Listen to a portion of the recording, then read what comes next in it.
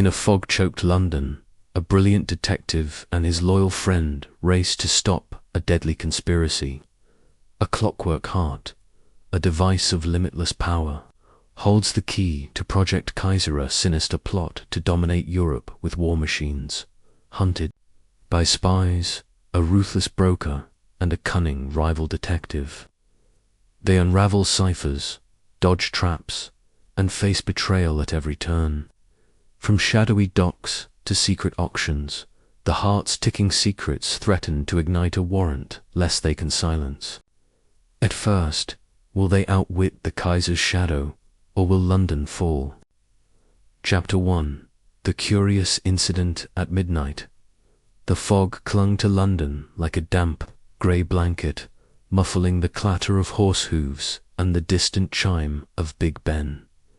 It was just past midnight, and Baker Street lay quiet, save for the soft hiss of gas lamps flickering in the gloom. Inside 2-1B, Sherlock Holmes sat in his armchair, his sharp eyes fixed on the fire crackling in the hearth.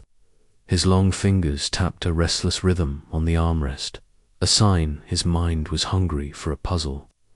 I, Dr. John Watson, sat across from him, scribbling notes from our last case, my pen scratching against the paper.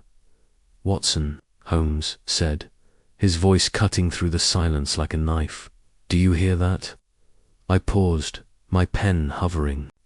The room was still, but then I caught it, a faint, uneven tapping, like a stick dragged across cobblestones. It grew louder, closer, until it stopped right outside our door. Before I could speak, the bell downstairs jangled wildly, followed by Mrs. Hudson's muffled protest. Holmes sprang to his feet, his lean frame taut with energy. "A visitor at this hour. Excellent. Trouble, Watson, is knocking." His eyes gleamed with that familiar spark, the one that meant a mystery was near. The door creaked open, and Mrs. Hudson ushered in a man who looked like he'd stumbled out of a storm. His coat was soaked, his hat askew, and his face pale as chalk. He clutched a leather satchel so tightly his knuckles were white. His eyes darted around the room, wild and scared, before landing on Holmes. "Mr. Holmes, thank God you're here," he gasped, his voice shaky. "I'm in terrible danger. It's gone stolen, and if I don't get it back, I'm ruined." Holmes waved him to a chair. "Calm yourself, sir. Start at the beginning. Your name and the nature of this loss." The man sank into the seat, wiping sweat from his brow. "I'm Elias Thorne, a clockmaker from Cheapside. I craft devices, clocks, automatons, things of gears and springs. My latest work," though he leaned forward, his voice dropping to a whisper, "it's no ordinary piece, it's a clockwork heart." I blinked, my pen frozen, a heart made of metal. It sounded like something from a fairy tale, not a workshop. In London, Holmes, though, didn't flinch. "Describe this heart," he said, steepling his fingers. Thorne swallowed hard.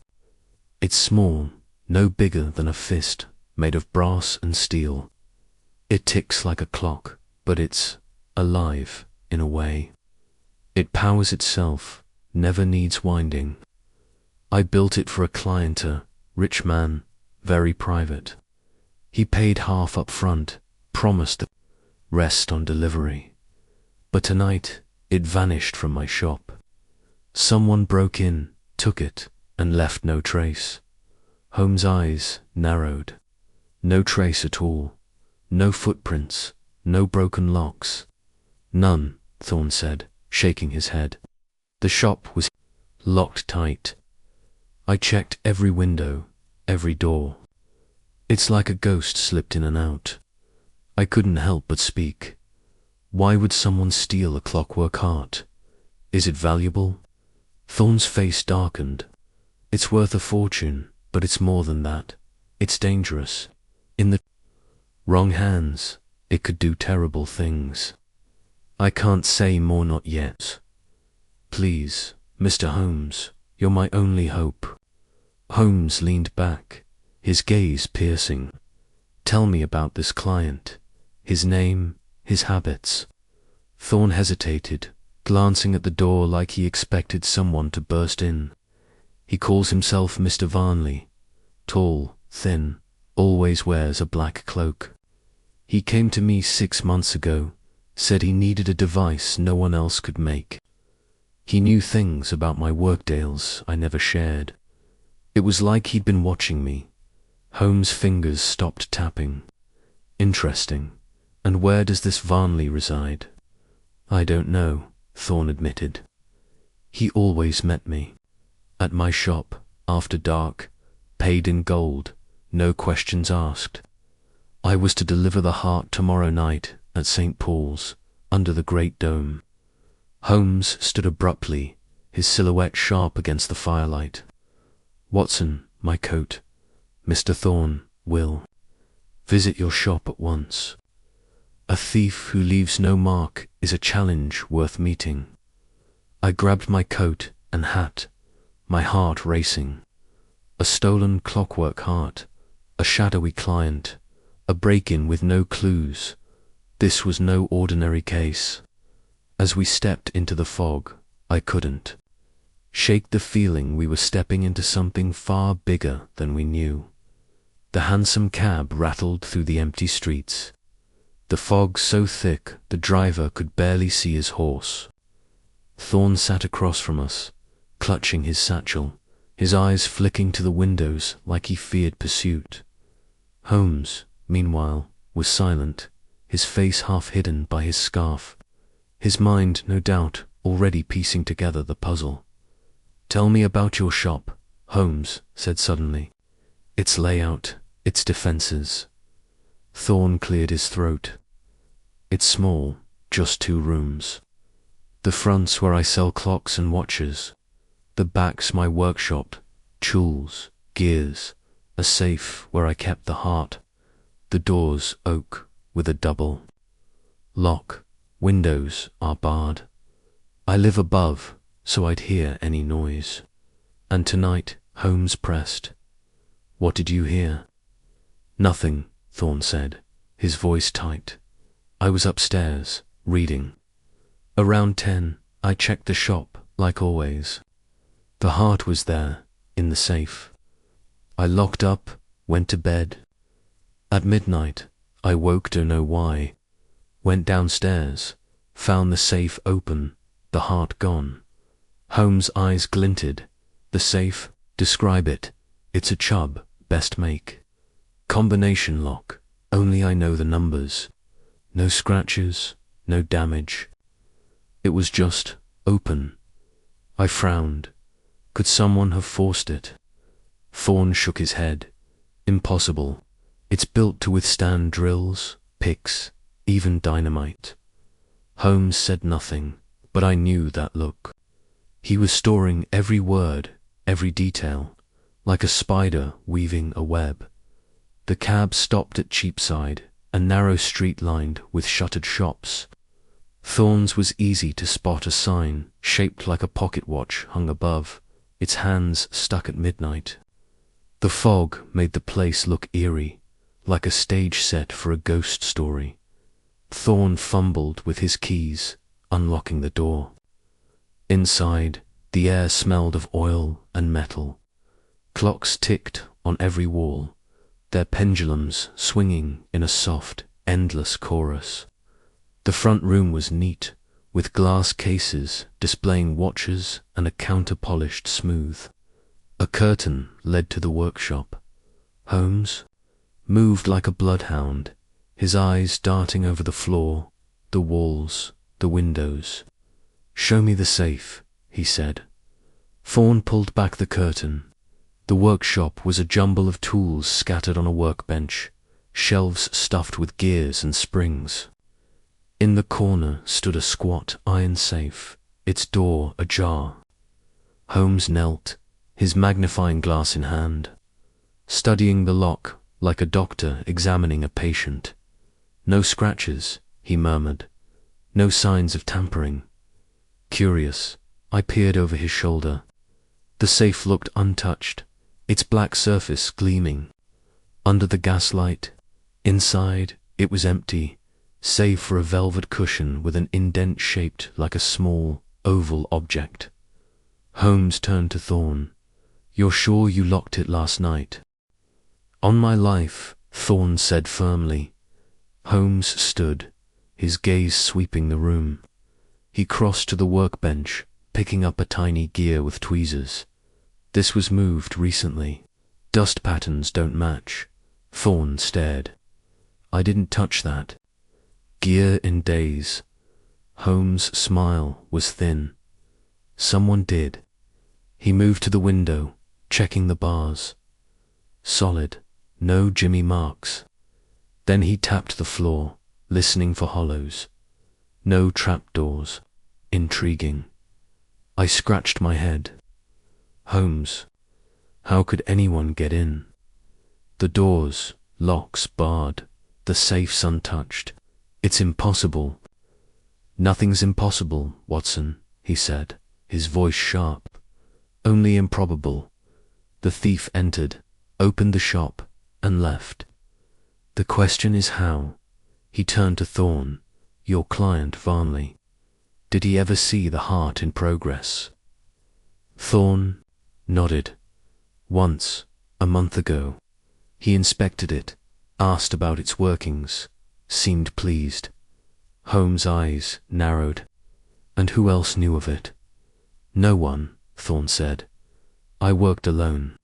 Told no one, not even my apprentice." Holmes paced, his boots clicking on the floor.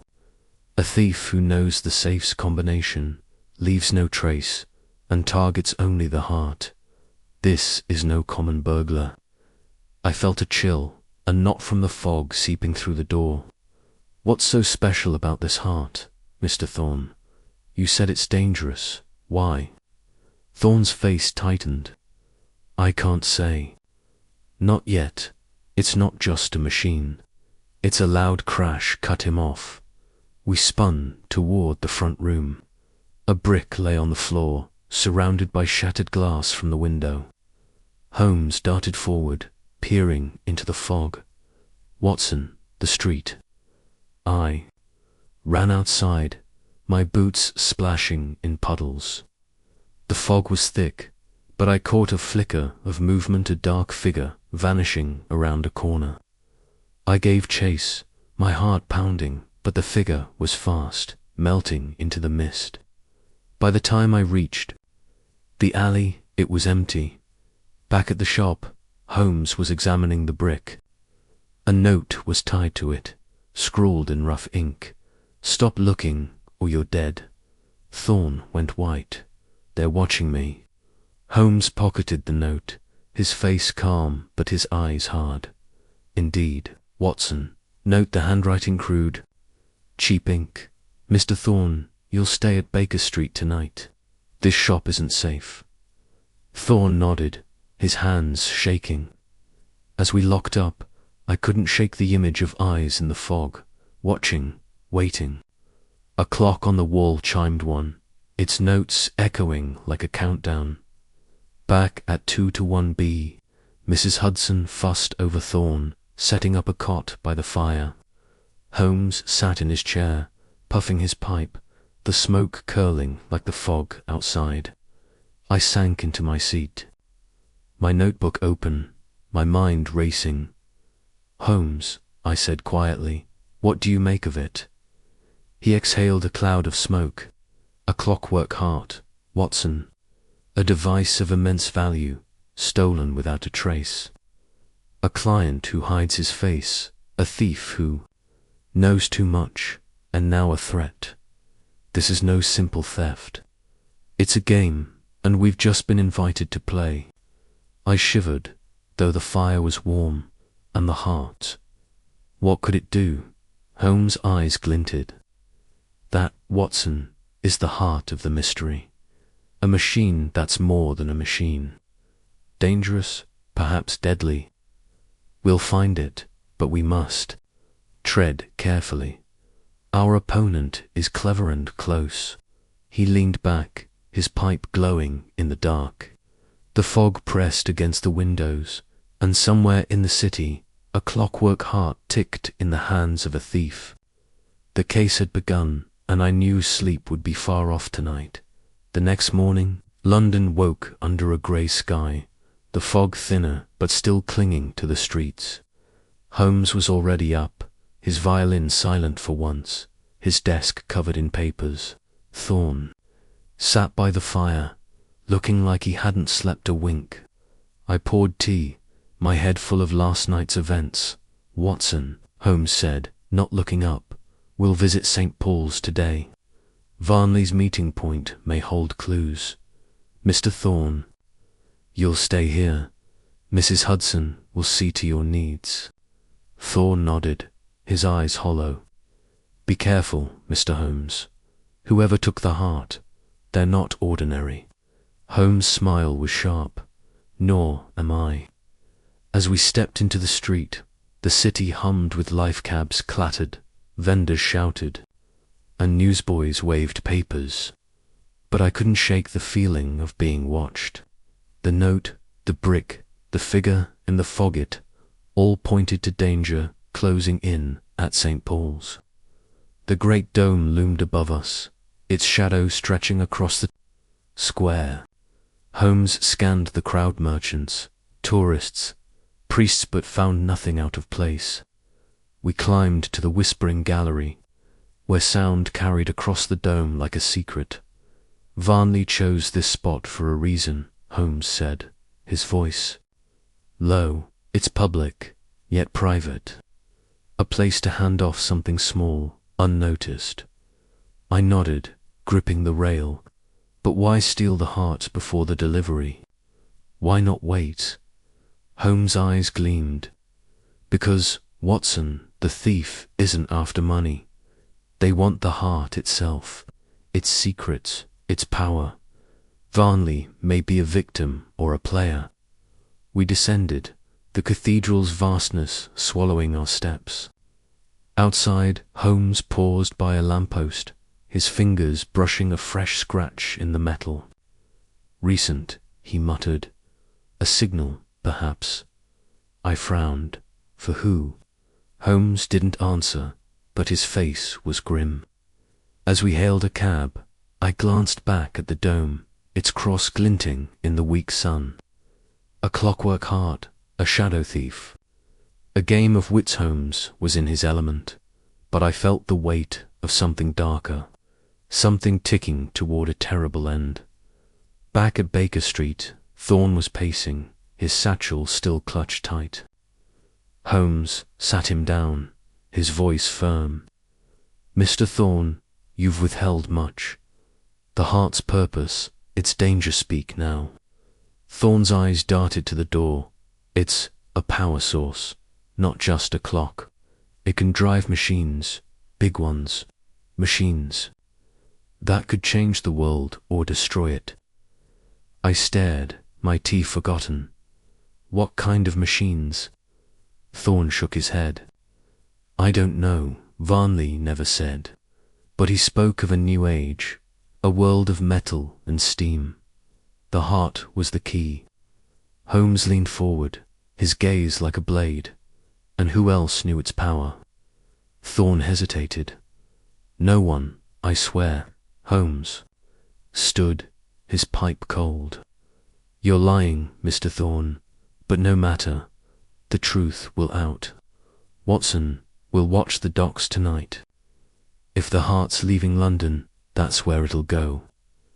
As night fell, the fog returned, thicker than ever. We donned dark coats and slipped into the streets, the city a maze of shadows. The docks were alive with noise-creaking ships, shouting sailors, the slap of water against stone. Holmes moved like a ghost, his eyes scanning every crate, every face. "There," he whispered, pointing to a warehouse. A flicker of light showed through a cracked window. We crept closer, the fog hiding our steps. Inside, voices murmured, too low to hear. Holmes pressed his ear to the wall, his face tense. Suddenly, a hand gripped my shoulder. I spun, my fist raised, but it was only a docker, his face grimy. "What are you skulking for?" he growled. Holmes was at my side in a flash. "Official." "Business," he said, flashing a forged badge. The man grumbled, but shuffled off.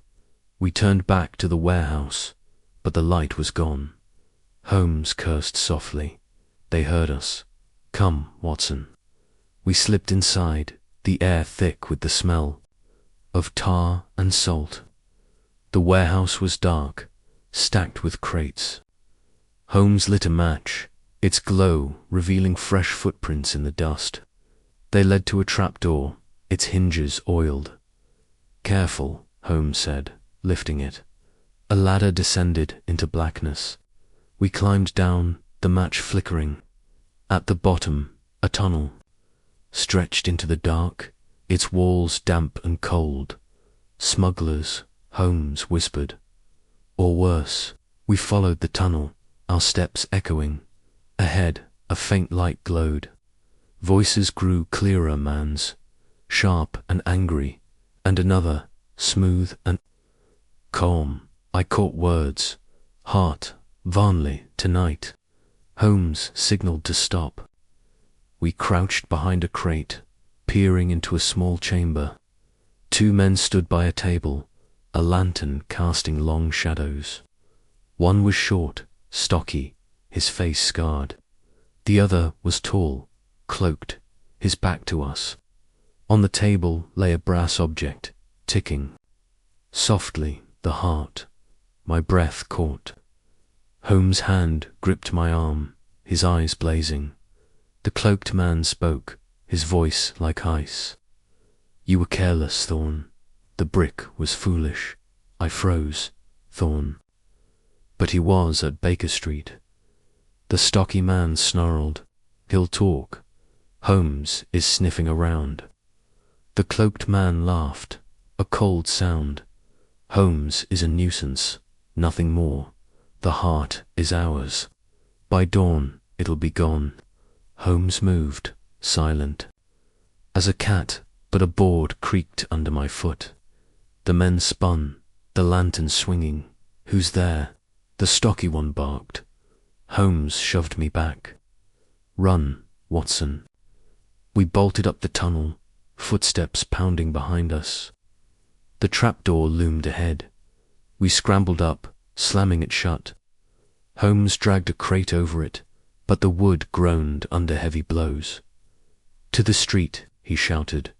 We burst outside, the fog swallowing us. Shouts echoed, but we didn't stop, weaving through alleys until the docks were far behind. At last, we paused, gasping, in a quiet square. "Holmes," I panted. "Thorne's with them." He lied. Holmes' face was grim. "Not lied, Watson. Played us. He's no victim. He's part of the game." I stared, my mind reeling. But why? And who was the cloaked man? Holmes lit a cigarette. Its glow sharped the fog. Varnley. Perhaps, or someone bigger. The heart's no trinket. It's a weapon, Watson, and someone wants it badly. We returned to Baker Street, the fog thicker than ever. Thorne was gone, his cot empty, the satchel missing. Mrs. Hudson wrung her hands. "He left an hour ago, said he had to meet someone." Holmes' eyes were cold. "He's gone to them. But we're not done, Watson. The heart's still in London, and we'll find it." I nodded, though my heart sank. A traitor, a thief, a ticking weapons case was spiraling, and the fog hid more than streets. As Holmes lit his pipe, I opened my notebook, my pen heavy. The curious incident at midnight was only the beginning, and the clock was ticking. Chapter 2. A Heart of Gears and Secrets. The morning after Elias Thorne's betrayal. Baker Street felt colder, the air sharp with the sting of being outplayed. Sherlock Holmes stood by the window, his silhouette stark against the grey dawn, his pipe unlit, his eyes fixed on the street below. The fog had lifted, but London's bustle carts, rattling, vendors shouting seemed muted, as if the city knew a shadow hung over it.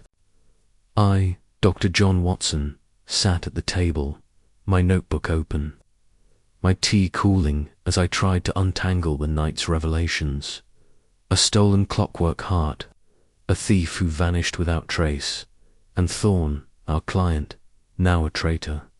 Watson, Holmes said, his voice low, Thorn's flight changes nothing. The heart is still in London, and will find it. He turned, his face hard, his eyes burning with that relentless fire. But first, we need answers. Thorn's shop holds more than clocks. I set down my pen. His shop, we searched it last night. What's left to find? Holmes' lips twitched, not quite a smile. What's hidden, Watson? A man like Thorn, crafting a device of such power, keeps secrets. Secrets leave traces. I nodded, though my stomach knotted. The heart a ticking marvel, a weapon was. Out there, in hands that meant no good. The cloaked man's words in the warehouse echoed in my head. By dawn, it'll be gone. We were racing a clock we couldn't see. Mrs. Hudson knocked, her face pinched. A boy left this, Mr. Holmes. She handed him a crumpled envelope, no name, no seal.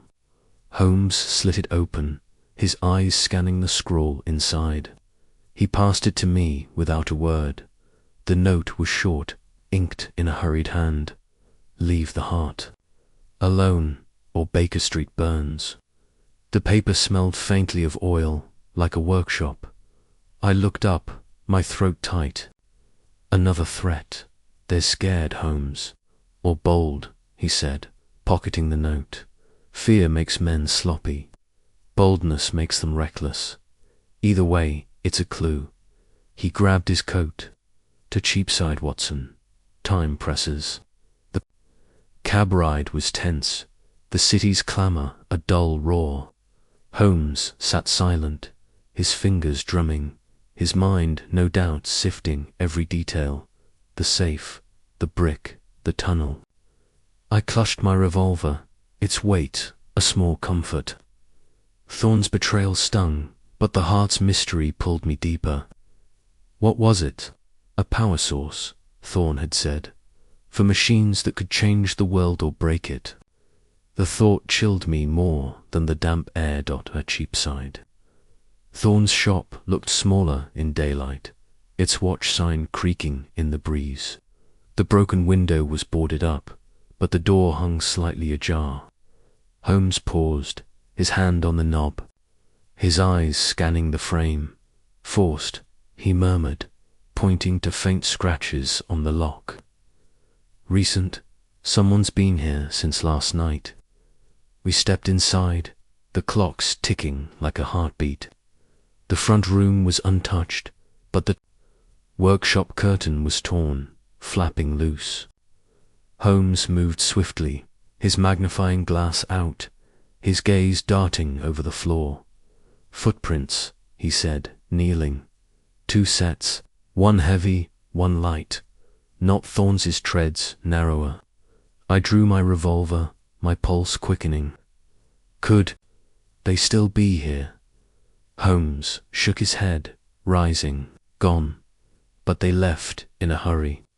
He pointed to a spilled jar of screws, its contents scattered like stars. They were searching for something. He crossed to the safe, still open, its velvet cushion bare. He tapped its walls, listening, then pressed a corner. A soft click sounded, and a hidden panel slid open, revealing a small compartment. Inside lay a folded paper, yellowed and CREASED. Holmes unfolded it carefully. It was a diagram inked with precision, gears, springs, a small oval shape at the center, labeled core. Notes in Thorn's hand crowded the margins, words like self-sustaining. Thermal pulse, control matrix. I stared, my mind grappling with the terms. Holmes, is this the heart? A blueprint, he said, his voice tight. Partial, but enough to show its workings. This current's no ordinary mechanism. It generates energy, Watson, without fuel or winding. A perpetual motion device, or near enough. I blinked. That's impossible. No machine runs forever. Holmes' eyes gleamed. Improbable, not impossible. If Thorn built it, someone wants it badly. He pocketed the blueprint. This explains the theft.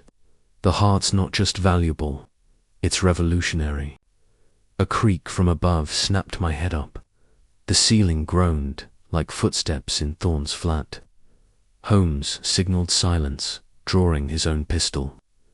We crept to the narrow stair at the back, its steps worn smooth. My heart pounded, the revolver heavy. In my hand, at the top, a small room greeted us, bed, table, wardrobe all plain. But the floor was scuffed, and a rug lay askew, as if dragged. Holmes knelt, lifting it. Beneath was a trapdoor, its edges flush with the boards. Clever, he whispered, prying it open. A ladder led to a crawl space, dark and musty. Holmes lit a match, its glow revealing a wooden box tucked against a beam. He pulled it out, springing the lock with a hairpin. Inside was a journal, its leather cover stained. Holmes flipped it open, his eyes racing over the pages. Thorn's notes, he said. Dates, meetings, sketches. Listen, he read aloud. March Dozy Varnley visited. Demanded faster progress. Spoke of a buyer in Berlin. May 1st, strange man watched shop, scar on cheek. June 10th, heart complete. Varnley paid half. Warned of rivals. I frowned. Rivals, other thieves, or other masters, Holmes said, closing the journal. Varnley's not alone. This heart has drawn many eyes. A sharp crack outside made us freeze. The match went out, plunging us into shadow. Holmes pocketed the journal, his hand on my arm. Downstairs, Watson, now. We descended, weapons ready, but the shop was empty. Outside, a cart had overturned, its driver cursing. Holmes relaxed slightly, but his face was grim. We're being watched. The scarred man, perhaps, or Varnley spies.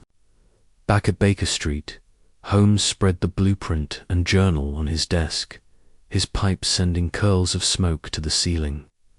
I sat, my notebook open, my head spinning. Holmes, what's our next move? Thorn's gone, the heart's with someone else. And these threats. He cut me off, his voice sharp. The threats prove we're close, Watson. Thorn's journal mentions Berliner buyer. The heart may be bound for the continent. But first, we find Varnley. He's the key. I nodded, though doubt gnawed at me, and the heart's power. If it's a weapon, Holmes' eyes darkened. Then we stop it, Watson, before it ticks in the wrong hands. He stood, pacing, his mind a storm. Tonight, we watch the German embassy. If Berlin's involved, their agents may move. You'll need your coat and your courage. As dusk fell, London glowed under gaslights, its streets alive with noise. We slipped into the shadows near the embassy, a grand building with iron gates.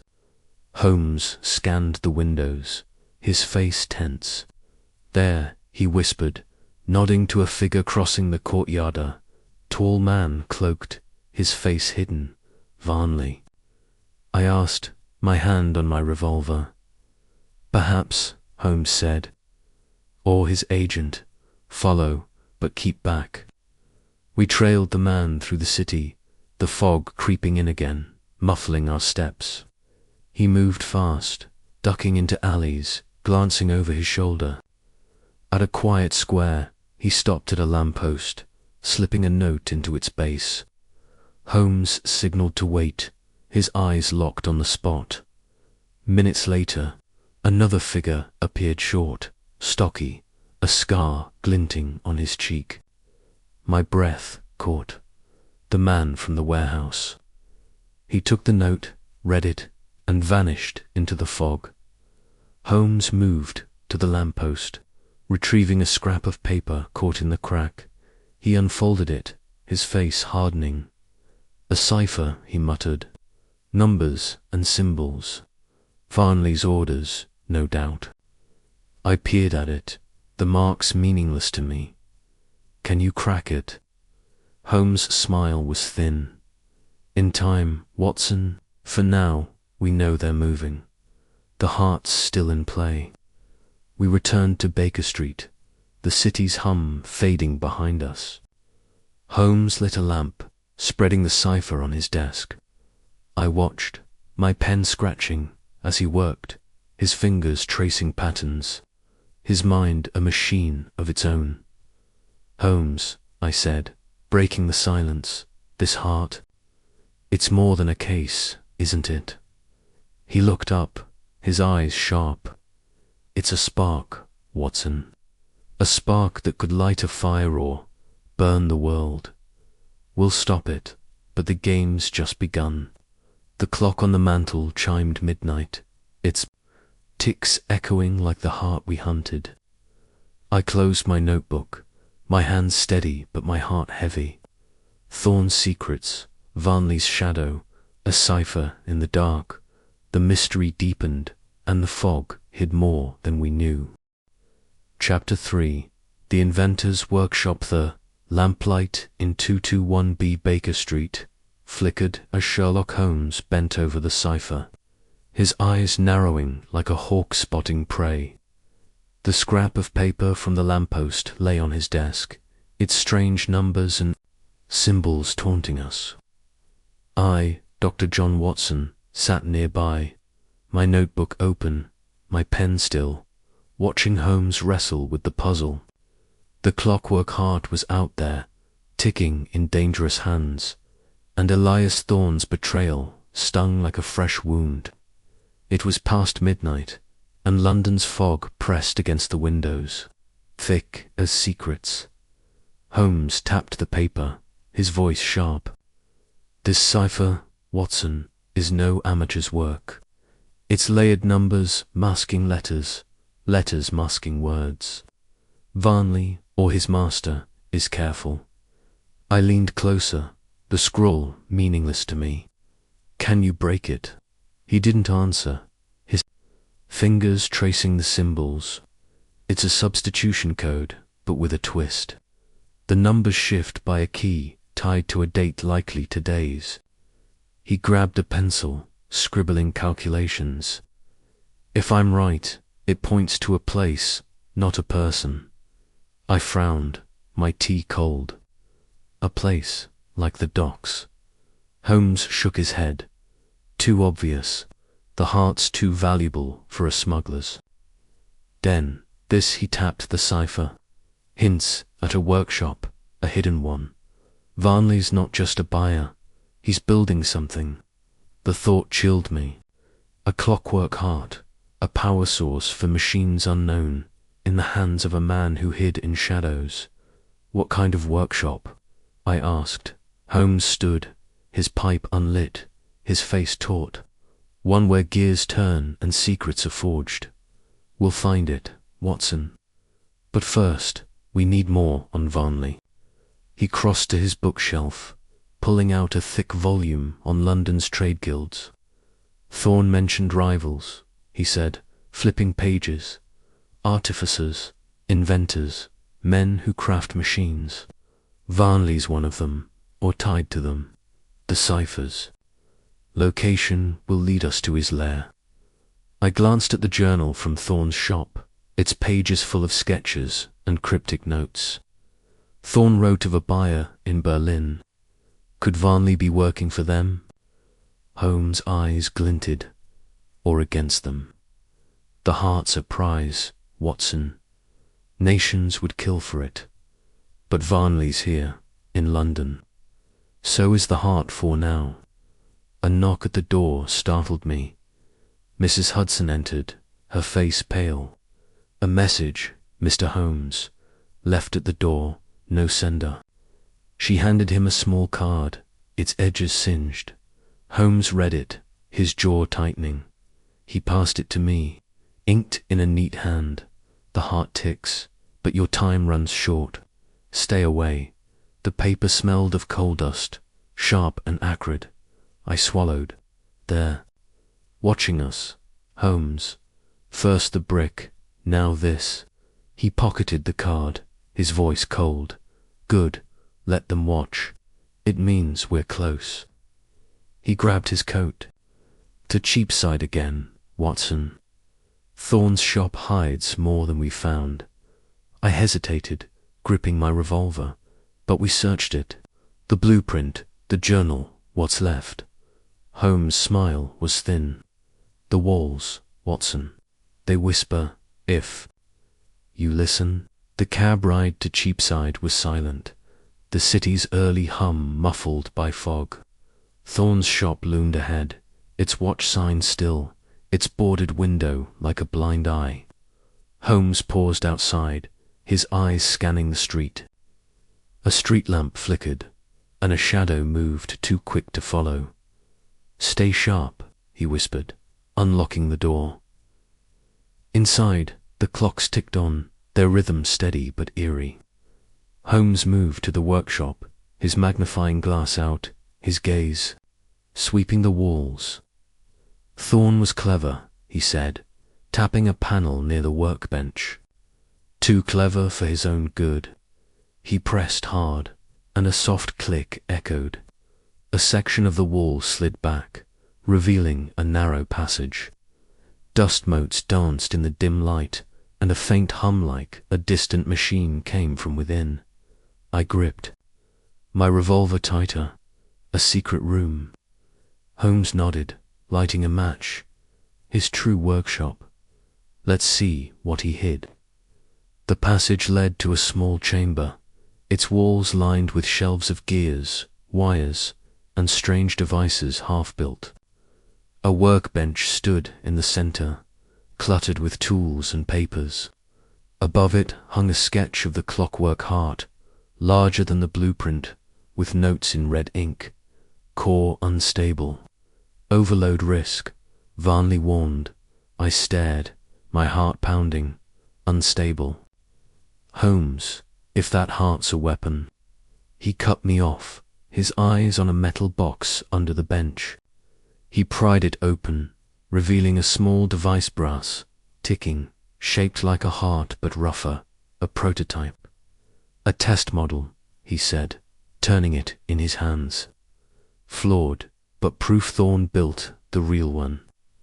A noise, above a creak, sharp and deliberate, made us freeze. Holmes doused the match, plunging us into darkness. Footsteps thudded overhead, slow and heavy.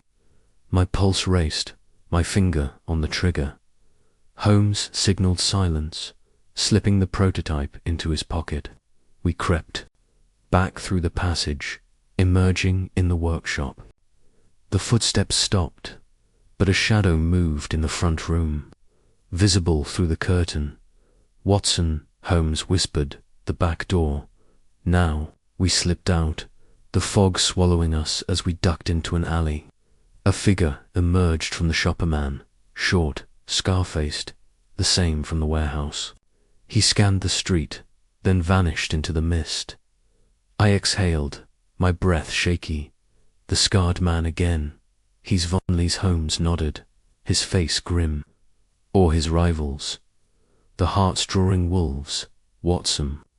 We circled back to Baker Street, the prototype heavy in Holmes' coat. Inside, he set it on the table, its faint ticks filling the room. This, he said, is our leverage. It's not the heart, but it's close. Varnley will want it. I sat, my notebook open, my mind reeling, and the cipher, the workshop. Holmes spread the cipher again, his pencil flying. The numbers align with a street. Farringdon Road, an old factory district. Varnley's workshop, I'd wager. I frowned. But why leave the prototype? If thorns with them? Holmes' eyes darkened. Thorns are pawn, Watson. He built the heart, but someone else pulls the strings. The prototype was left, perhaps forgotten, perhaps bait. A chill ran through me. Bait for us. Holmes didn't answer, his gaze on the ticking device. Tonight, we visit Farringdon. Bring your revolver, Watson. This game grows dangerous. As night fell, London's lights glowed through the fog. We took a cab to Farringdon Road, its factories silent, their chimneys stark against the sky. Holmes led us to a narrow building, its windows dark, its door boarded. A faint hum came from within, like the prototype's ticks but deeper. Holmes pried a board loose, revealing a rusted lock. He picked it in seconds, and we slipped inside. The air was thick with oil and metal, the floor littered with crates. A staircase led down, the hum growing louder. At the bottom, a vast room opened, a workshop, lit by flickering lamps. Machines lined the walls, half-built, their gears gleaming. In the center stood a table, and on it the clockwork heart brass, oval, ticking steadily. I gasped, but Holmes gripped my arm, his eyes on a shadow moving across the room. A man stepped into the light tall, cloaked, his face pale, his eyes cold. Varnley Holmes, he said, his voice smooth as ice. You're persistent, but the heart's mine. Holmes smiled, his hand in his pocket, on the prototype. Not yet, Varnley. Shall we talk terms? Varnley's eyes narrowed, but before he could speak, a crash echoed above. Footsteps thundered, and the scarred man burst in, a pistol in hand. They're here, he shouted. Holmes shoved me behind a crate as gunfire rang out. Varnley grabbed the heart, vanishing through a side door. The scarred man fired again, bullets splintering wood. Holmes returned fire, his shots precise, driving the man back. Watson, the stairs, he yelled. We ran, the workshop a blur of smoke and noise. Outside, the fog hid our escape, but shouts followed. We ducked into an alley, my chest heaving, my mind spinning. Varnley has the heart, I panted. We lost it. Holmes' face was hard, but his eyes burned. Not lost, Watson. We've seen his face, his lair, and we have this. He held up the prototype, its ticks steady. The game's not over. Back at Baker Street, Holmes set the prototype beside the cipher, his mind racing. I opened my notebook, my hand shaking. Varnley, the heart, the scarred manor, web of danger, tightened. Around us, the clock struck 2, its chime like a warning. The heart of gears and secrets was out there, and the hunt was far from done. Chapter 4. Dr. Watson's First Observations. The air in 2-1B. Baker Street was heavy with tobacco smoke and tension as dawn broke over London. Sherlock Holmes sat at his desk, the prototype clockwork heart ticking faintly beside him, its brass casing glinting under the lamp. The cipher from Farringdon Road lay crumpled nearby, its secrets half cracked, but still guarding Varnley's next move. I, Dr. John Watson, leaned back in my chair, my notebook open, my pen scratching as I tried to make sense of the night's chaos. Varnley's escape, the scarred man's gunfire, the heart slipping through our fingers. Holmes hadn't spoken. In an hour, his eyes fixed on the prototype, his fingers steepled. I knew that Lucky's mind was a storm, piecing together clues I could only guess at. The weight of the case pressed on me, a machine that could power untold devices, a traitor in Elias Thorne, a shadowed figure in Varnley, and threats piling like storm clouds. "Holmes," I said, breaking the silence, "we can't keep chasing shadows. Varnley's got the heart, and Thorne's vanished. What's our move?" He glanced up, his gaze sharp. "Patience, Watson. The heart's not gone far. Varnley's bold, but not reckless. He needs a buyer, a ship, a plan. We'll find his trail." I frowned, setting down my pen. "But the prototype." "Leave it, if it's so valuable." Holmes picked up the device, turning it in his hands. "It's a failure, Watson. Flawed, unstable. Thorne's notes said as much. But it's a map to the real heart's design. Varnley doesn't know we have it. That's our edge." I opened Thorne's journal, its pages dense with sketches and scrawled warnings. Core, unstable. Overload risk. The words sent a shiver through me.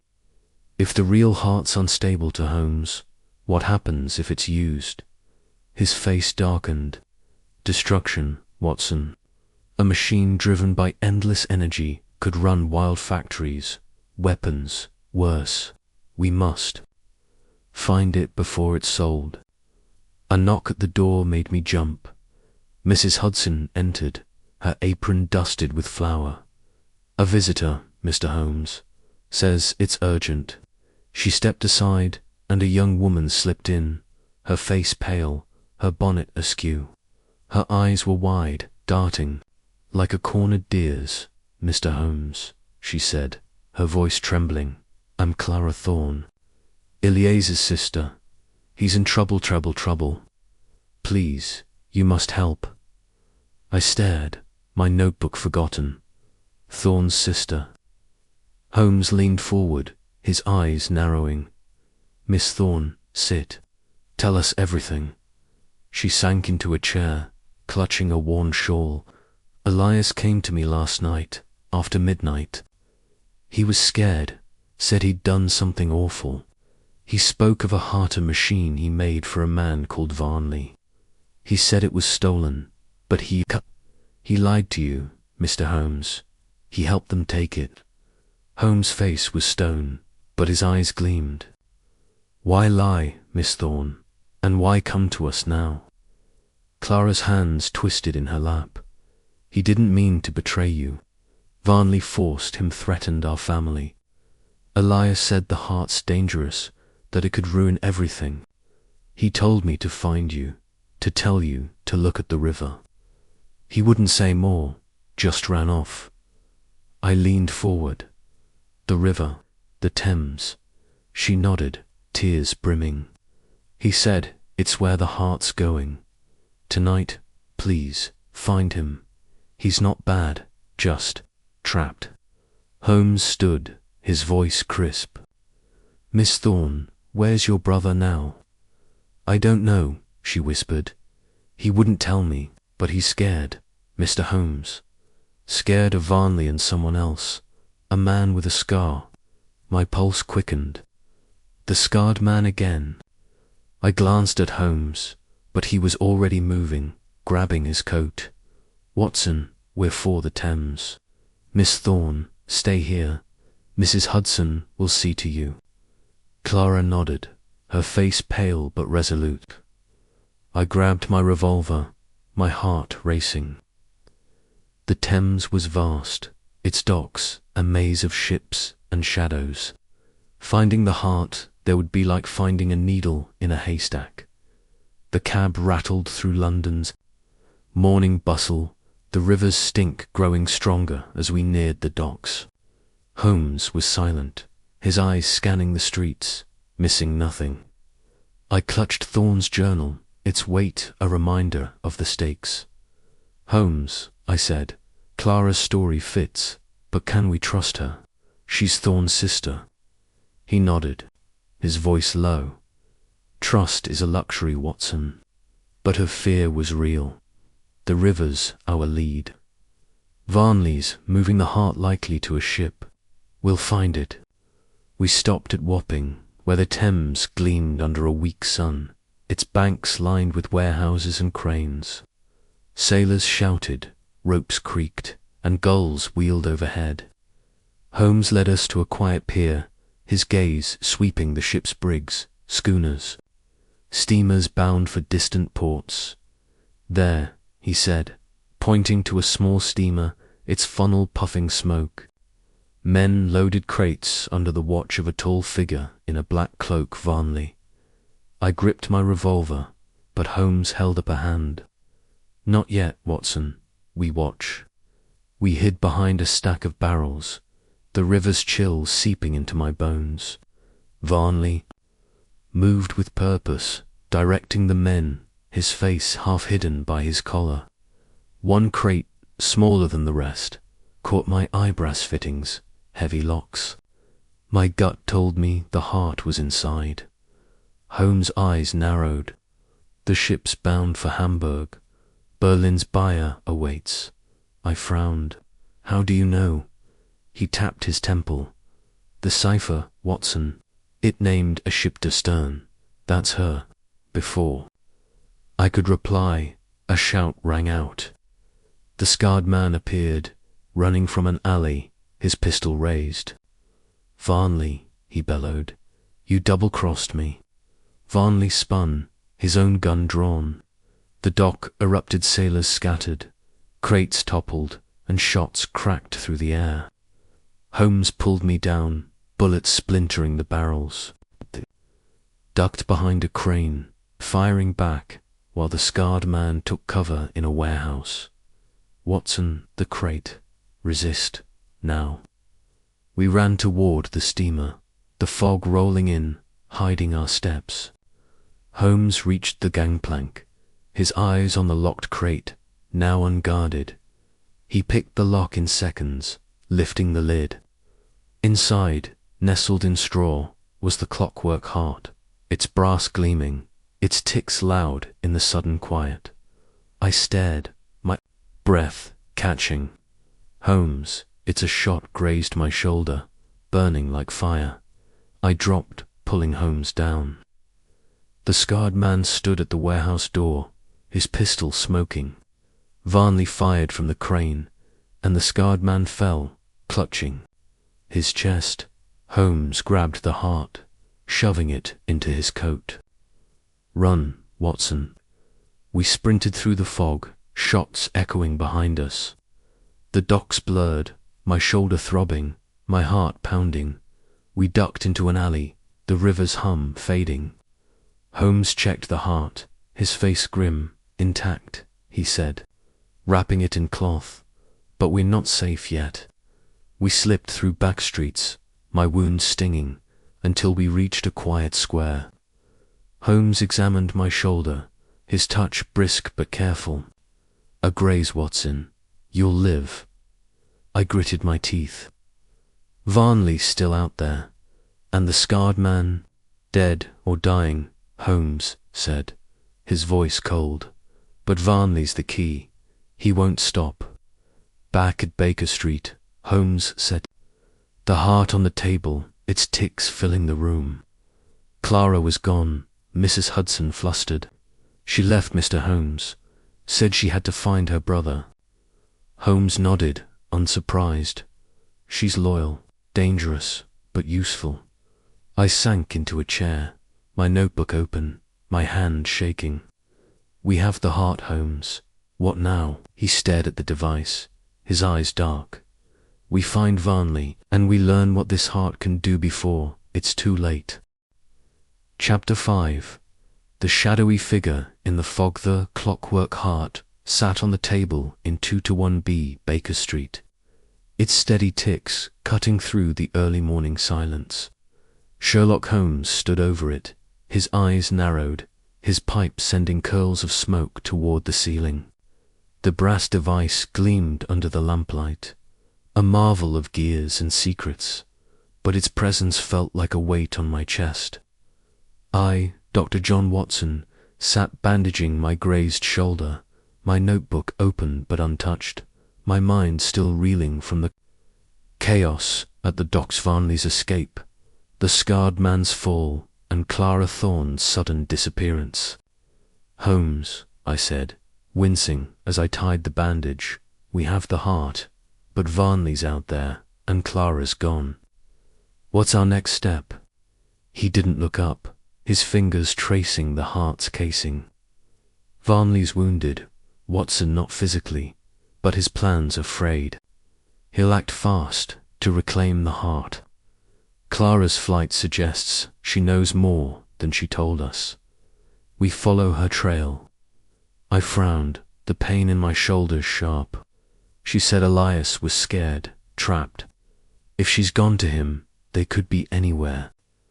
Holmes' eyes glinted. "Not anywhere, Watson.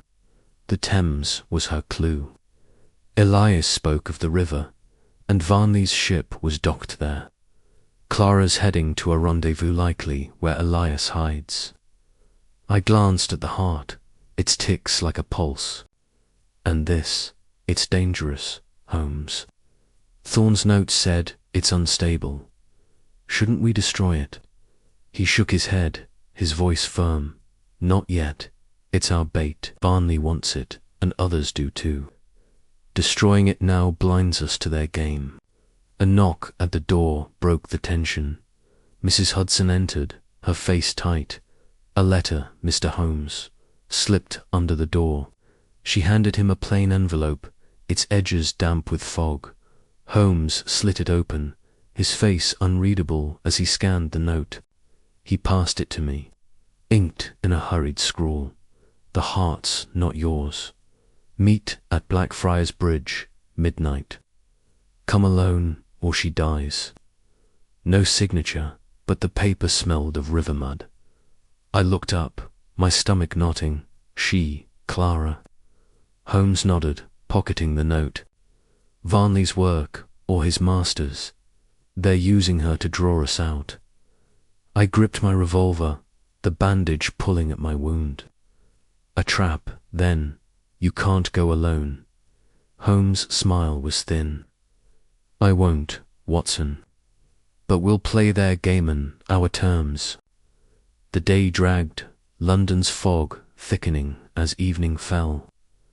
Holmes spent hours studying the heart, his tools spread across the table tweezers, a small hammer, a magnifying glass.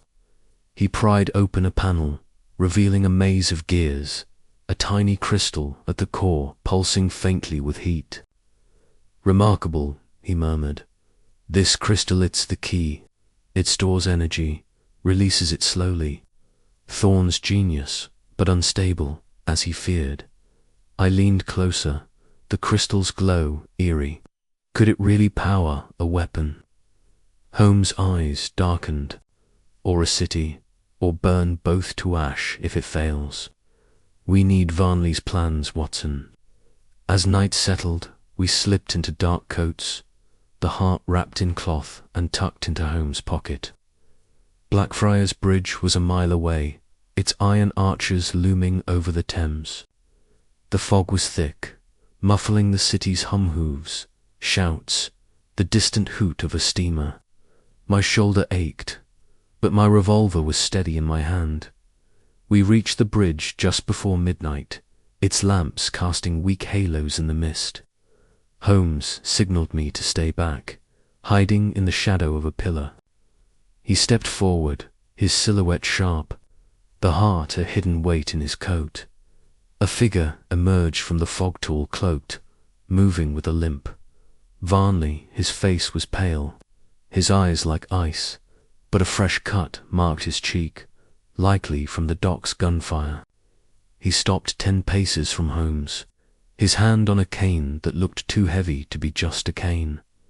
"Holmes," Varnley said, his voice smooth but edged, "you have something of mine." Holmes tilted his head, calm as ever. "And you have someone of interest." "Where's Clara Thorne?" Varnley's lips curled.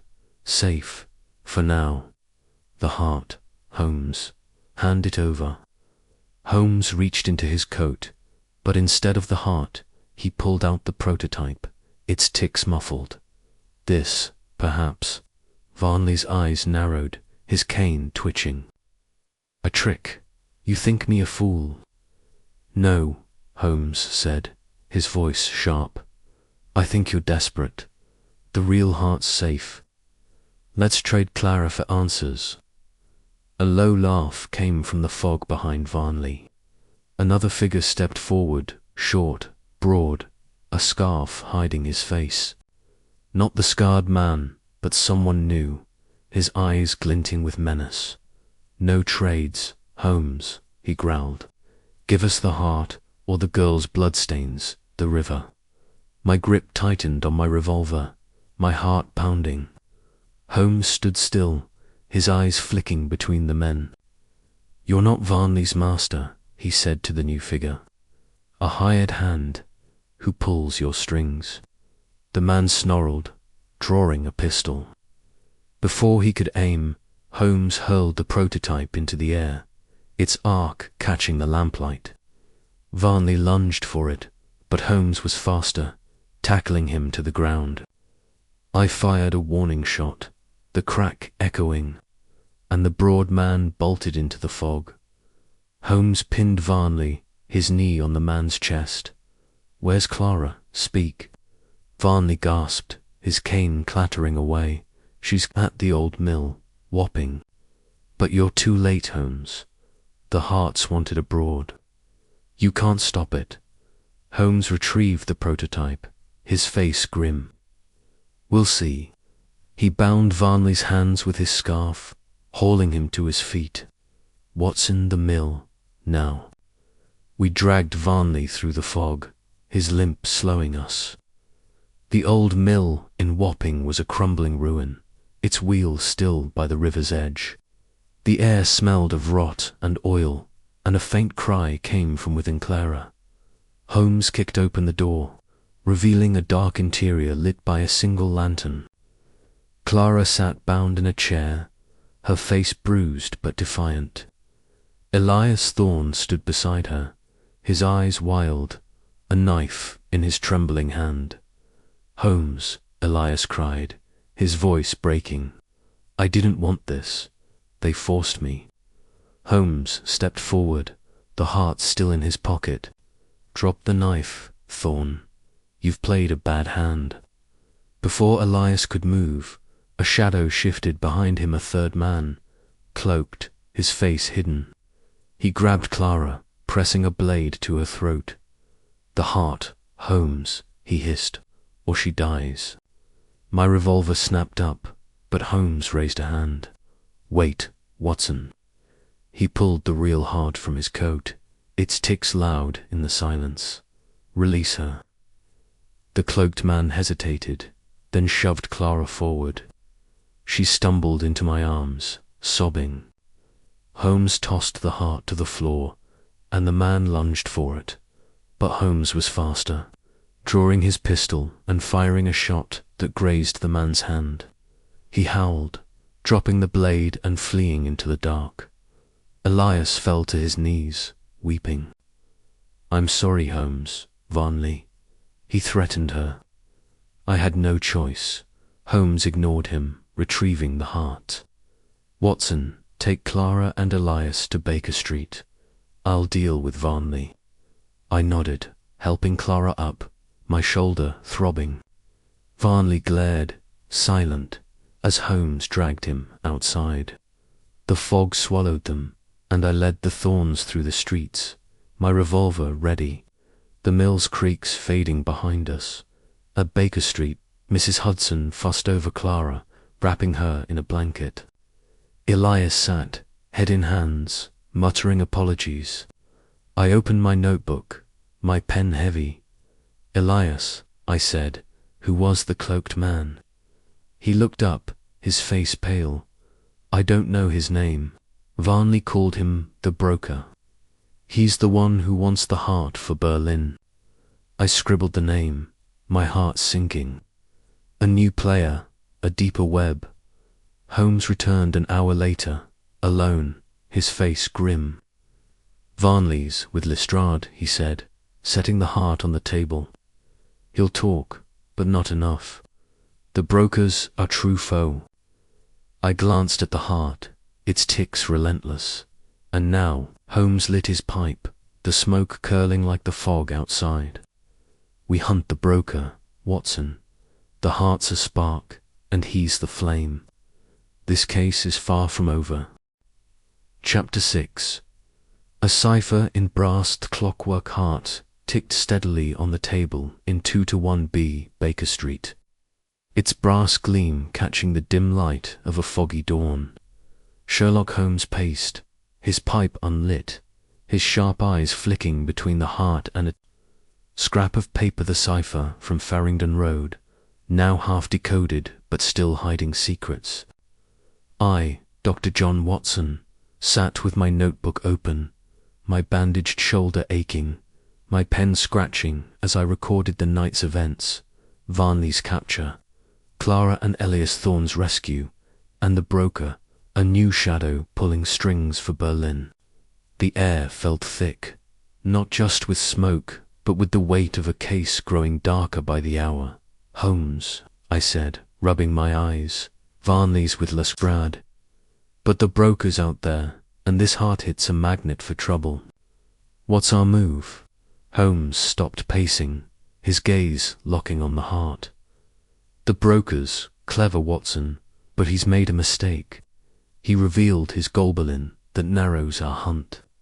And this, he tapped the heart, holds more than gears. It's a cipher itself. I frowned, my pen pausing. A cipher, it's a machine, Holmes. He picked up the heart, his fingers probing its casing. A machine with a message. Thorne's notes hinted at it, a hidden compartment, a code within the design. The broker wants the heart, not just for its power, but for what it conceals. I leaned closer, the heart's ticks loud in the quiet room. What could it hide? Holmes. Eyes glinted. Plans, Watson. Blueprints for something bigger. Weapon, a factory, a new order. Berlin's buyer isn't after a trinket. They want a revolution. A chill ran through me, despite the fire crackling in the hearth. I glanced at Elias Thorne, slumped in a corner chair, his face pale, his hands trembling. Clara sat beside him, her eyes red but steady, watching us. Elias, I said, did you hide something in the heart? He flinched, his voice low. I didn't mean to. Varnley told me to engrave a sequence numbers inside the casing. He said it was for the buyer to prove it was mine. I thought it was just a signature. Holmes crossed to him, his voice sharp. What numbers? Exact, Thorne. Elias swallowed, his eyes darting. I can't recall them all. It was 6 digits, maybe 7, etched on the inner plate, under the core. Holmes set the heart down, grabbing a small screwdriver from his desk. Watson, light the lamp closer. I moved the lamp, its glow brightening the table. Holmes worked with precision, unscrewing a panel on the heart's underside. The gears inside gleamed, the crystal core pulsing faintly. He tilted the device, his magnifying glass catching a faint glinting numbers etched in brass. Barely visible. Here, he said, his voice taut. 6 digits, 472913. He grabbed the cipher paper, comparing it. The same sequence appears in the Farringdon code, shifted by 3. It's a key, Watson. I stared, my notebook forgotten. A key to what? Holmes' face was grim. A location, a name, or a plan. The broker knows its meaning. We must crack it before he does. A soft knock interrupted us. Mrs. Hudson entered, her face pinched. A boy brought this, Mr. Holmes. No name, just left it. She handed him a folded note, its edges singed, smelling of coal dust. Holmes unfolded it, his eyes narrowing. He passed it to me, inked in a bold hand. The heart's secrets are not yours. Leave London, or Baker Street falls. The paper was heavy, like parchment from a workshop. I looked up, my throat tight. Another threat. They're closing in. Holmes. He pocketed the note, his voice cold. Let them try. Threats mean fear, Watson. The brokers rattled. I glanced at Clara, who clutched her brother's arm. Elias, who else knew about the numbers? He shook his head, his voice shaky. Only Varnley, he watched me etch them. Said they were for the buyer's trust. Holmes turned to Clara. Miss Thorne, you said Elias spoke of the river. Did he mention a specific place up? Dock, a warehouse. She hesitated, her eyes flicking to Elias. He said something about Limehouse, a yard there where ships load at night. Holmes' eyes lit up. Limehouse, a smuggler's haven. The brokers likely moving the Heart's Planzor himself through there. He grabbed his coat. Watson. We're for Limehouse. Thorne, you and Clara stay here. Mrs. Hudson, lock the doors. I nodded, holstering my revolver, my shoulders stiff but bearable. What about the heart? I asked, eyeing its relentless ticks. Holmes wrapped it in cloth, slipping it into a locked drawer. It stays, too risky to carry. The prototypes. Enough for now. He patted his pocket, where the flawed device ticked faintly. The cab to Limehouse rattled through London's fog. The city's lights blurred, its sounds muffled. The Thames loomed ahead, its water dark and restless. Limehouse was a maze of narrow streets, warehouses, and opium dens, the air thick with coal and tar. My heart pounded, the revolver a steady weight in my coat. Holmes led us to a quiet yard by the river, its gates rusted, its sign faded. Carters shipping. Shadows moved within men, loading crates onto a small barge, their lanterns casting flickers on the water. Holmes crouched behind a barrel, his eyes scanning the scene. There, he whispered, pointing to a figure directing the men tall, cloaked, moving with a predator's grace.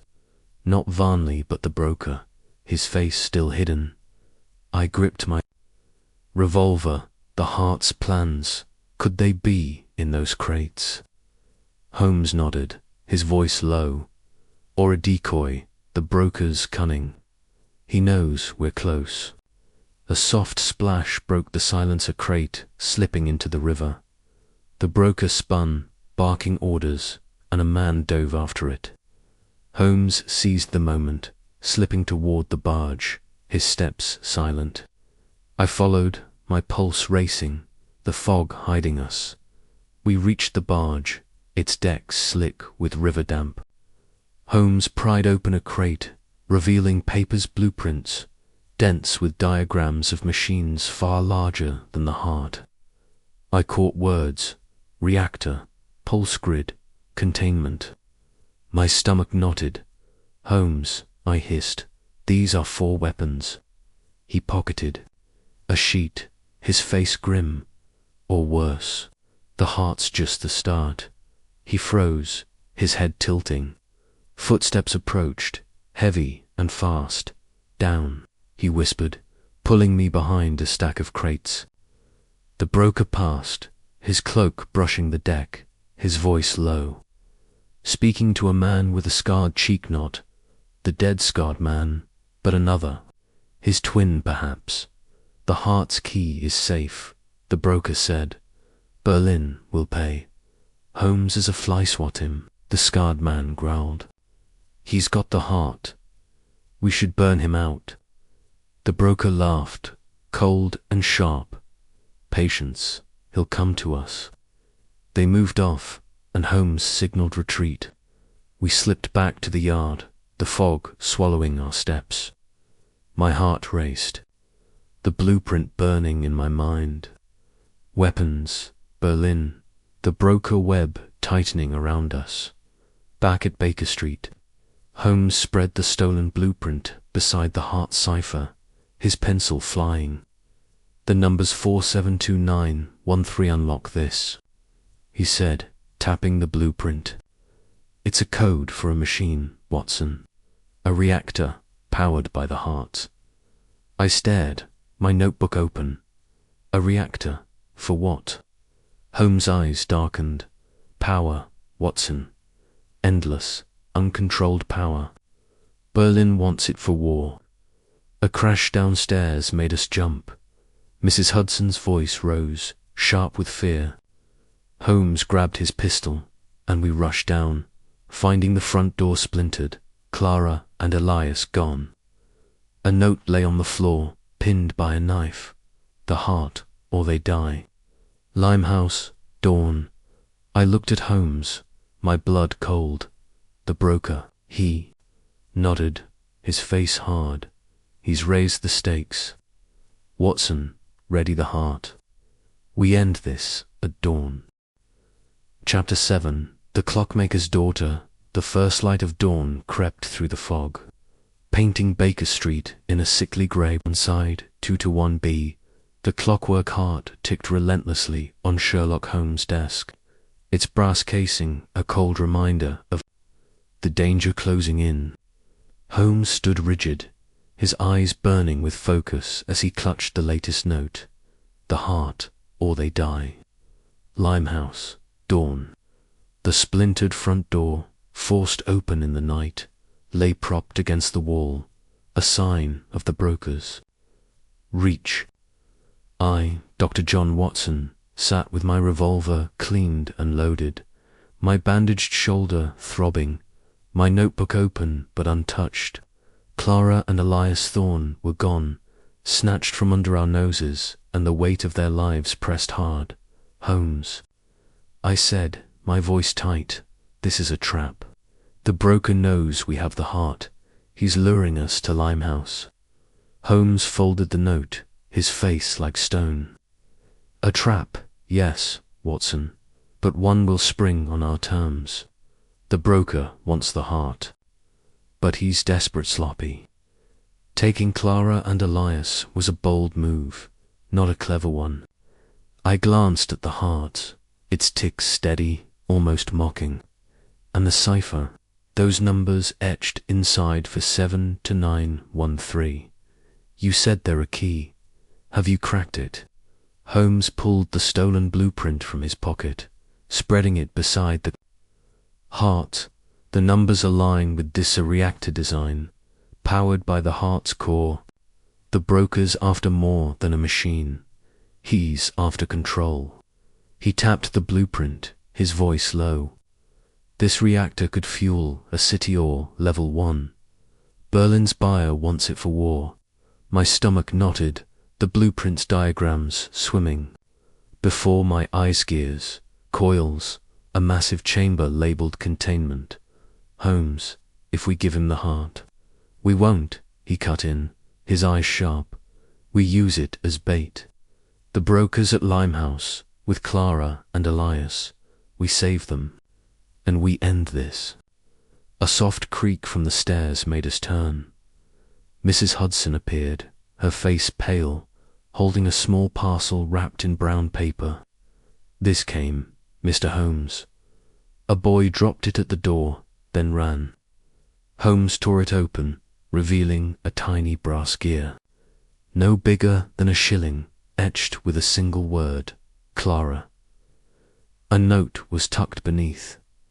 Bring the heart. No tricks. Dawn. The paper smelled of oil and river mud. I gripped my revolver, my pulse racing.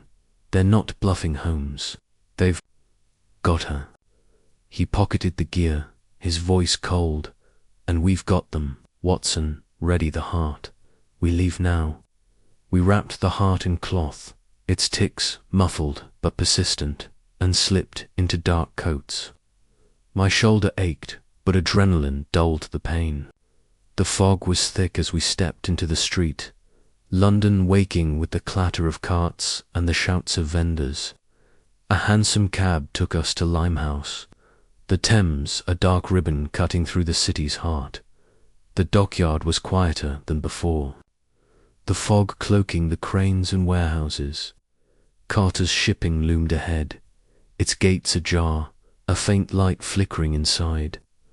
Holmes signalled me to stay low, his pistol drawn, the heart heavy in his coat. "Watson," he whispered, "if it goes wrong, get the thorns out." "The heart's secondary," I nodded, my revolver steady, though my heart pounded. We crept through the gate, the fog hiding our steps. The yard was still, save for the lap of water and the creak of a barge. A lantern glowed inside a warehouse, casting shadows on grimy windows. Holmes led us to a side door, picking the lock with a soft click. Inside, the air was thick with dust and oil, crates stacked high. A muffled sob came from deeper within Clara. We moved forward, shadows dancing as the lantern swayed. In a cleared space stood the broker, his cloak dark, his face still hidden by a scarf. Clara and Elias knelt beside him, bound and gagged, their eyes wide with fear. Two men flanked them burly armed, one with a fresh scar across his brow, not the dead scarred man but another of the broker's pack. "Holmes," the broker said, his voice smooth, almost amused. "You're punctual. The heart, if you please." Holmes stepped into the light, the wrapped heart in his hand. "Release them first." The broker laughed, low and cold. "You're not in charge, detective. Show me the heart." Holmes unwrapped it, the brass catching the lantern's glow, its ticks loud in the silence. Clara's eyes widened, and Elias flinched, his gag muffling a cry. The broker stepped closer, his hand outstretched, but Holmes held the heart high. "The numbers inside," Holmes said, his voice sharp. "For 7 to 913. What do they unlock?" The broker froze, his eyes narrowing. "You're cleverer than I thought. Those numbers are a key to a vault in Berlin. The buyer waits." Holmes' smile was thin. "And the reactor, war machines for—" "Your masters." The broker's scarf twitched, hiding a smirk. "You see too much, Holmes. Hand it over, or she dies." He nodded to Clara, and the scarred man pressed a knife to her throat. My revolver snapped up, but Holmes signalled calm. "Watson, steady." He tossed the heart to the floor, its ticks echoing as it rolled. The broker lunged, but Holmes was faster, drawing his pistol and firing at the lantern. It shattered, plunging the room into darkness. Chaos erupted, gunfire, the clatter of crates. I dove for Clara, cutting her ropes with my pocket knife. Elias scrambled free, his gag loose. "Run," I hissed, shoving them toward the door. Holmes' voice cut through the dark. "Watson, the heart." I glimpsed him grappling with the broker, their shadows merging in the gloom. A shot rang out, and the scarred man fell, clutching his leg. I grabbed Clara and Elias, pulling them outside, the fog swallowing us. We stumbled into the yard, my revolver ready, my shoulder screaming. Clara clung to Elias, her face pale. "He's gone," she whispered. "The broker, he said he'd kill us all." A crash from the warehouse made us turn. Holmes emerged, blood on his cheek, the heart in his hand. The brokers slipped. "Away," he said, his voice grim, "but his men are down." I checked Clara and Elias, both shaken but unhurt. "Holmes, the vault in Berlin, what's in it?" He wiped the blood with his sleeve, his eyes dark. "Plans, Watson. The heart's just the key. The broker's masters want a machine to shift the world's balance." We hurried back to Baker Street, the fog thinning as dawn broke. Clara and Elias sat by the fire, Mrs. Hudson fussing with tea. Holmes set the heart on the table, its ticks relentless, and spread the blueprint beside it. "Clara," he said, his voice gentle but firm, "you're the clockmaker's daughter. Did Elias teach you his craft?" She nodded, her hands steadying. "I helped in the shop. I know gears, springs." He showed me the heart's design before Varnley came. Holmes slid the blueprint to her. "Look, the numbers 472913. Do they mean more than a vault?" Clara studied it, her brow furrowing. "There, a sequence for the core. If you align the gears wrong, it locks. Or worse, it burns out." Elias paled. "I told Varnley that he wanted a fail-safe to keep the buyer in check." Holmes' eyes gleamed. "A fail-safe, the heart can be stopped." He turned to me. "Watson, we've got the key and the bait. The broker's wounded, but he'll strike again." A thud at the door made us jump. Mrs. Hudson returned, holding a small box, its lid etched with a gear. "Another delivery," she said, her voice shaky. Holmes opened it, revealing a single brass screw, stained with blood. A note read, "You can't stop the ticking. Berlin waits." The paper smelled of gunpowder. I gripped my notebook, my pen heavy. "Holmes, he's taunting us." He pocketed the screw, his face hard. "Let him. We know his Gobelin, the vault, the reactor. We move first." Chapter 8. The trail of the missing mechanism. The fog clung to Baker Street like a shroud, muting the dawn's light as it seeped through the windows of 2-1B. The clockwork heart ticked on Sherlock Holmes' desk, its brass casing glinting under the lamp, a relentless reminder of the danger we faced. Holmes stood over it, his sharp eyes fixed on the blood-stained brass screw from the latest delivery, his mind no doubt racing through a maze of clues. I, Dr. John Watson, sat with my notebook open, my bandaged shoulder stiff, my pen scratching.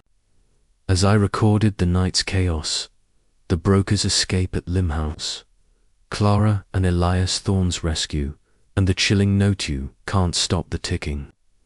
Berlin waits." The air was thick with tension, the heart's ticks blending with the mantel clock's chime. "Holmes," I said, my voice low, "the broker's slipped us again, but we have the heart. He's desperate, why else send threats?" Holmes turned, the screw in his fingers, his face hard. "Desperation breeds mistakes, Watson. The broker's wounded, his plans disrupted. This screw," he held it up, its blood catching the light, "is a taunt, but also a clue. It's from a machine, not the heart, a larger mechanism tied to the reactor." I glanced at the blueprint, its diagrams of gears and chambers sprawling across the table. "The reactor in Berlin, the one the heart powers." He nodded, setting the screw beside the heart. "The numbers etched inside for 72913R. A key to a vault," Clara said, "but also a failsafe. The broker needs the heart to unlock his prize, but he's missing something else. A component, perhaps." Clara, sitting by the fire with Elias, looked up, her face pale but resolute. "The heart's core needs a stabilizer," she said, her voice steady. "Elias told me. Without it, the crystal overheats, burns out. He made one, but Varnley took it." Elias nodded, his hands trembling. "It's a brass rod, small, with grooves to fit the heart's core. Varnley called it the governor. He kept it separate, said it was safer." Holmes' eyes gleamed. "A missing mechanism. The heart's useless without it. That's why the broker hasn't fled to Berlin. He's hunting the governor. I leaned forward, my pen pausing. Where would Varnley hide it? He's with Lestrade, but he's not talking. Holmes paced, his pipe unlit. Varnley's cunning, but not the master. The broker pulls the strings, and he's still in London. Searching. The governor's close hidden where Varnley could reach it. A soft rap at the door made us turn. Mrs. Hudson entered, her apron twisted in her hands. A message, Mr. Holmes. Found it on the step. She handed him a folded card, its edges damp with fog, smelling faintly of coal. Holmes opened it, his jaw tightening. He passed it to me, inked in a sharp hand. The heart's half the prize. Find the rod, or London burns. Midnight. No signature, but the coal scent was unmistakable, the broker's mark. I gripped my revolver, my shoulder aching. Spitalfields, another trap. Holmes. He pocketed the card, his voice cold. A challenge, Watson. The broker knows we have the heart, but he's betting we don't know the governor's worth. We'll meet him, Matt, midnight. Clara stood, her eyes fierce. I'm coming. I know Elias's work. I can spot the governor if it's there, Holmes. Studied her, then nodded.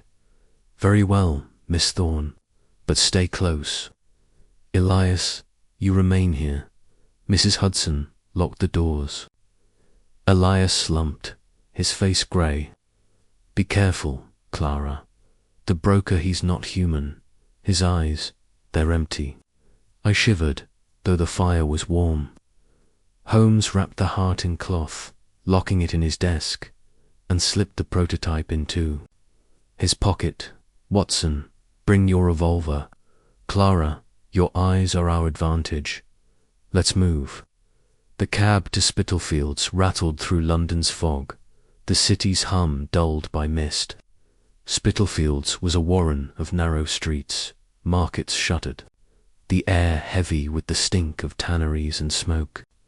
My heart pounded, the revolver a steady weight. Clara's presence a quiet strength beside me. Holmes led us to a deserted square, its cobblestones slick, a single gas lamp flickering. The broker chose well, he murmured. Open, but shadowed. Stay alert. We waited, the fog swirling, the heart's absence a strange relief. At midnight, a figure emerged, man broad, cloaked, his face hidden by a scarf. The broker. 2 others flanked him, their hands on knives, their eyes scanning the dark. Holmes, the broker called, his voice smooth, cutting through the fog. You've been busy. The heart's not enough. Where's the governor? Holmes stepped forward, the prototype ticking in his hand. You tell me. You're the one scrambling. Broker. The broker laughed, low and cold. Bold words. Hand over the heart, and I'll spare the girl's brother. Clara stiffened, her hand clutching my arm. I whispered, steady. Holmes has a plan. Holmes held up the prototype, its ticks faint. This is what you get unless you show me. The governor. The broker's eyes narrowed, glinting under his scarf. You think you're clever, detective, but I know your tricks. He snapped his fingers, and one of his men tossed a small bundle to the ground. It clinked a brass rod, grooved no longer than a pen, glinting in the lamplight. Clara gasped. That's it, the governor. Holmes didn't move, his voice sharp. A trade, then. The prototype for the rod. The broker hesitated, then nodded. Throw it. Holmes tossed the prototype, and it landed near the rod. The broker's man lunged for it, but Holmes was faster, drawing his pistol and firing at the lamp. Glass shattered, darkness fell, and chaos erupted. Clara, the rod. Holmes shouted. She darted forward, grabbing the governor as I fired a warning shot, scattering the broker's men. The broker vanished into the fog, his laugh echoing. Holmes snatched the prototype back, his face grim. We ran, Clara clutching the rod, my revolver covering our retreat. The fog hid us, but shouts followed, fading as we wove through alleys. At last, we stopped in a quiet court, gasping, the governor glinting in Clara's hand. Holmes examined it, his eyes intense. "Well done, Miss Thorne. This completes the heart or dooms it," I panted, my shoulder burning. "The broker got nothing, but he's still out there." Holmes nodded, pocketing the rod. "He's playing a deeper game, Watson. The governor was bait. He wanted us to show our hand." Clara's voice trembled. "What now?" "The heart, the rod, they're dangerous." Together, Holmes' face was hard. We returned to Baker Street. The heart and governor must be studied. The broker's next move will tell us more. Back at 2 to 1B, Holmes set the governor beside the heart's locked drawer, its ticks muffled but ever present. Elias rushed to Clara, hugging her, his eyes wet. "You're safe," he whispered. Holmes ignored them, spreading the blueprint. "The governor stabilizes the core," he said, tracing the diagram. "With it, the heart's power is limitless. Without it, it's a bomb." I opened my notebook, my hand shaking. "And the broker, he knows we have both." Holmes lit his pipe, the smoke curling. "He'll come for them, Watson. But we'll be ready." A thud at the window made us jump. A brick lay on the floor, wrapped in paper. Holmes grabbed it, unfolding. The note, "The mechanism's mine. You can't hide. Berlin's time comes." The paper smelled of gunpowder. I gripped my revolver, my heart heavy. Holmes, he's relentless. He smiled, cold and sharp. "So am I, Watson. The trail of the missing mechanism ends here. The broker's next move is his last." Chapter 9. A meeting at Baker Street. The fog pressed thick against the windows of 2 to 1B Baker Street, muffling London's early morning hum as the clock struck 3. The Clockwork heart and its governor a small, grooved brass rod sat locked.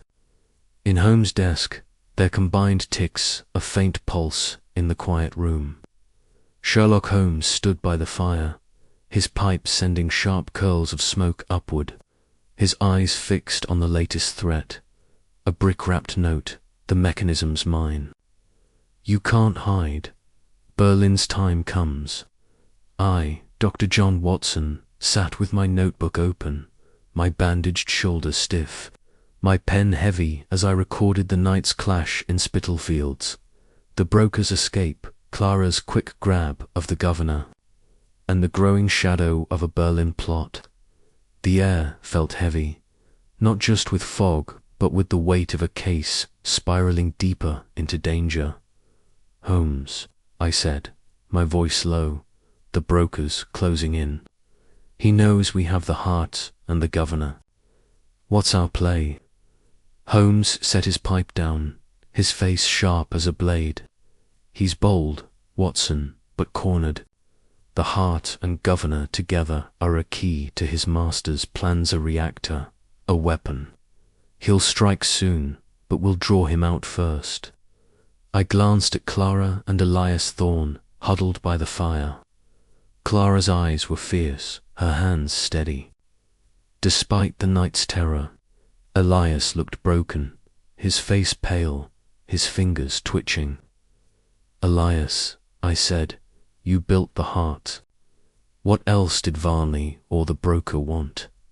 What's in Berlin?" Elias flinched, his voice a whisper. "I don't know the whole plan.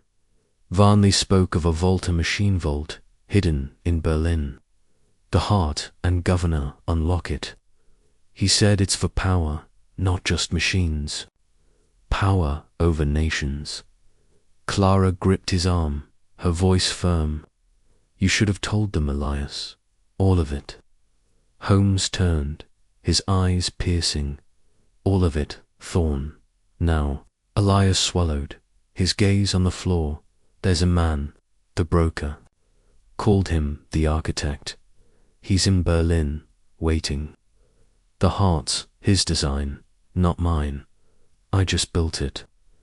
He wants it for something bigger, network of reactors across Europe. Holmes' eyes narrowed. A network, and the governor. Elias nodded. It controls the heart's core. Without it, the reactor burns out. With it, it could run forever. I scribbled fast, my heart racing. A network of reactors. Holmes. That's not just war, it's domination. Holmes nodded, his voice cold. Indeed, Watson.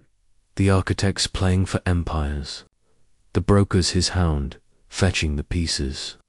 He tapped the desk where the heart lay locked. We hold the key, but we need the architect's trail. A sharp knock at the door broke the silence. Mrs. Hudson entered, her face tight, holding a sealed letter. This came, Mr. Holmes. A man in a cloak left Itron before I could speak. Holmes tore it open, his jaw tightening as he read. He handed it to me, inked in a neat, foreign hand. You have one chance. Bring the heart and governor to the ironworks, Whitechapel, tonight. Refuse, and the thorns die. The paper smelled of ink and steel, sharp and cold. I looked up, my throat dry. The ironworks, another trap, Holmes. He pocketed the note, his eyes glinting. A trap will turn, Watson. The broker's desperate to deliver to Berlin. We'll meet him, but not alone. He turned to Clara. Miss Thorne, you know the heart's workings. Will you help us? Clara stood, her chin high. For Elias, for London, I'll do what I must. Holmes nodded. Good, Watson, fetch Lestrade. We'll need men we can trust. I hesitated, my shoulder aching. Lestrade. He's got Varnley, but he's no match for the broker. Holmes' smile was thin. He doesn't need to be. He's a distraction. We'll handle the broker ourselves.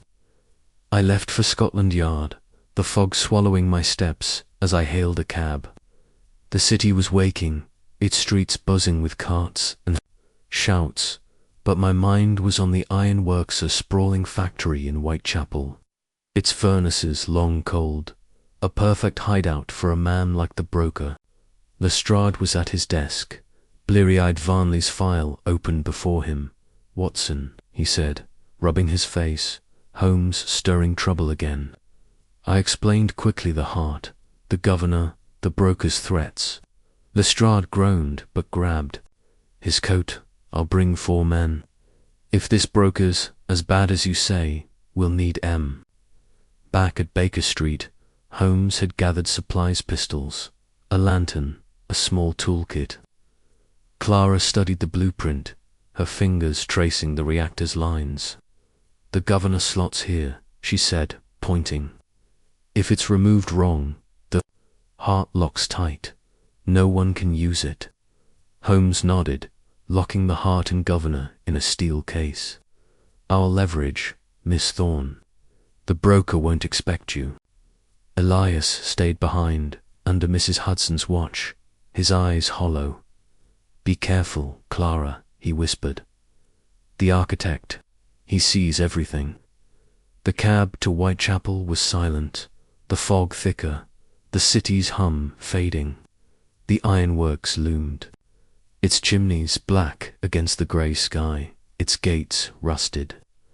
Lestrade's men fanned out, their lanterns dim in the mist.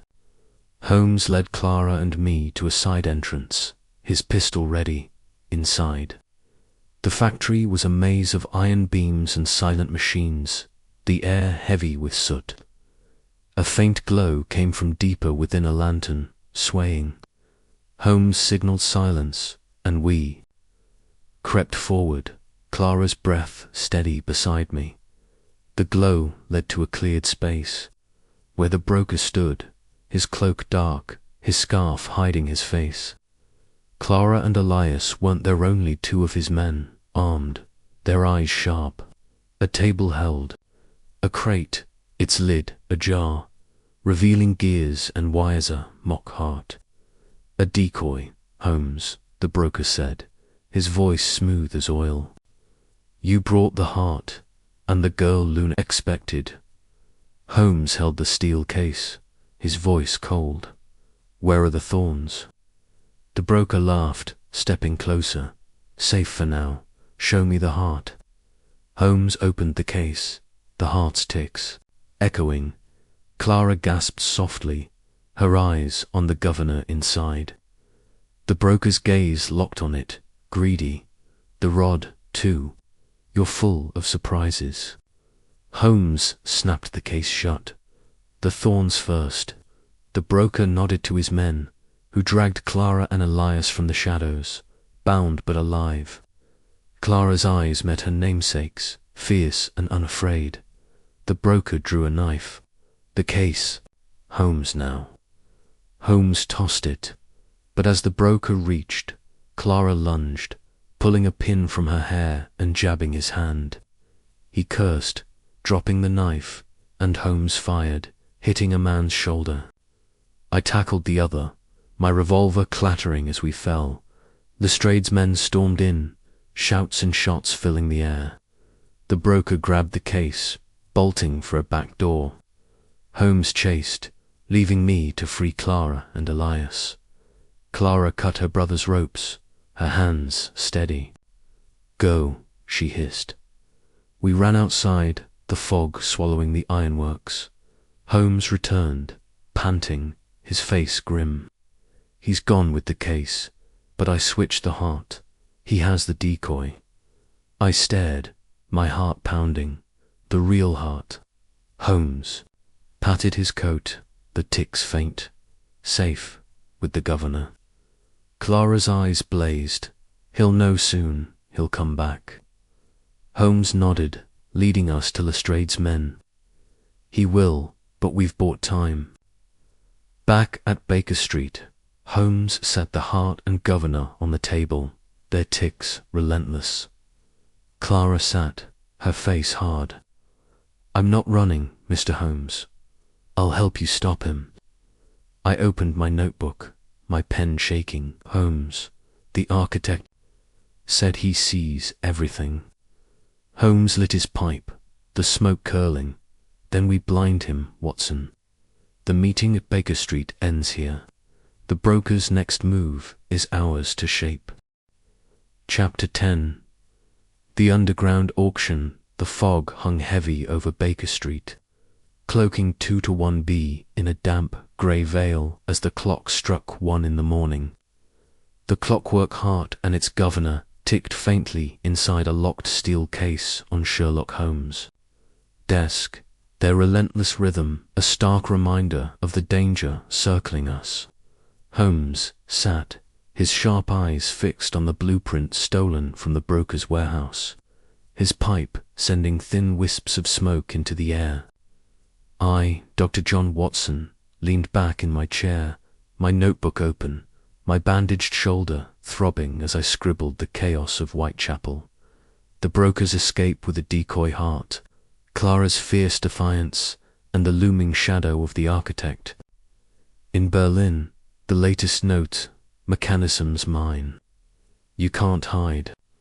Berlin's time comes lay crumpled nearby, its gunpowder scent lingering. Holmes, I said, my voice low, the broker has the decoy, but he'll know it's fake soon. He's got Clara and Elias marked, and this architect he's pulling. Strings we can't see. Holmes set his pipe down, his face like carved stone. The broker's rash, Watson. Taking the decoy buys us hours, not days. He'll hunt us, but he's not the head of this beast. The architect wants the heart and governor for his reactor network. We must find his next move. Clara, sitting by the fire, looked up, her eyes fierce despite the bruises on her face. The broker mentioned a meeting, she said, her voice steady. In Spitalfields, he told his men to prepare for a sale and auction, underground. He said buyers were coming, not just from Berlin. Elias, slumped beside her, nodded weakly. I overheard Varnley once. He said the ironworks wasn't the end. There's a place under Londoner Market for machines, secret, where men bid on things like the heart. Holmes' eyes gleamed. An underground auction. Perfect. The broker will try to sell the decoy, or lure us with it. Where Thorn? Elias swallowed, his hands shaking. I don't know the exact spot, Varnley called. It the Volta cellar, near the old sewers in Shoreditch. Only certain people know it. Holmes stood, pacing. Shoreditch, a smuggler's den hidden beneath the city. The brokers desperate enough to risk it. He turned to Clara. Miss Thorne, can you recall any detail, a street, a sign? Clara frowned, her fingers twisting her shawl. Elias mentioned a tavern, once the Black Cog. He said Varnley met men there, men who spoke of auctions. Holmes nodded, grabbing his coat. The Black Cog it is. Watson, your revolver. Clara, you stay with Elias. Mrs. Hudson, no one enters. I hesitated, my shoulder stiff. Holmes, if it's an auction, there'll be more than the broker. Buyers, guards too many for us alone. He smiled, thin and sharp. Then we blend. In, Watson. A disguise, a bid, and we'll have the broker before he knows. We slipped into the fog, London's streets quiet save for the distant clatter of a night cart. My revolver was heavy in my coat, the prototype's faint ticks in Holmes' pocket a reminder of our ruse. The Black Cog was a dingy tavern in Shoreditch. Its sign a gear-shaped plaque, half hidden by grime. Inside, the air was thick with smoke and ale, men hunched over tables, their voices low. Holmes, in a worn cap and scarf, passed for a tinker, while I played a dockhand, my collar up. We ordered pints, listening. A man at the bar, his coat patched, muttered about a sale tonight and deep cellars. Holmes caught my eye, nodding toward a back door where a burly man stood, checking papers. Holmes slipped him a forged note, muttering about the vault. The man grunted, opening the door to a stair descending into darkness. My heart pounded as we followed, the air growing damp, the walls slick with moss. The stairs ended in a tunnel, lit by flickering torches, leading to a heavy iron door. A guard checked us again, his eyes narrow. Holmes flashed a coin and a whispered name, Varnley's, and we were let through. The vault was a vast cellar, its ceiling low, its air heavy with oil and metal. Men stood in clusters, foreign accents, sharp suits, rough hands buyers, smugglers.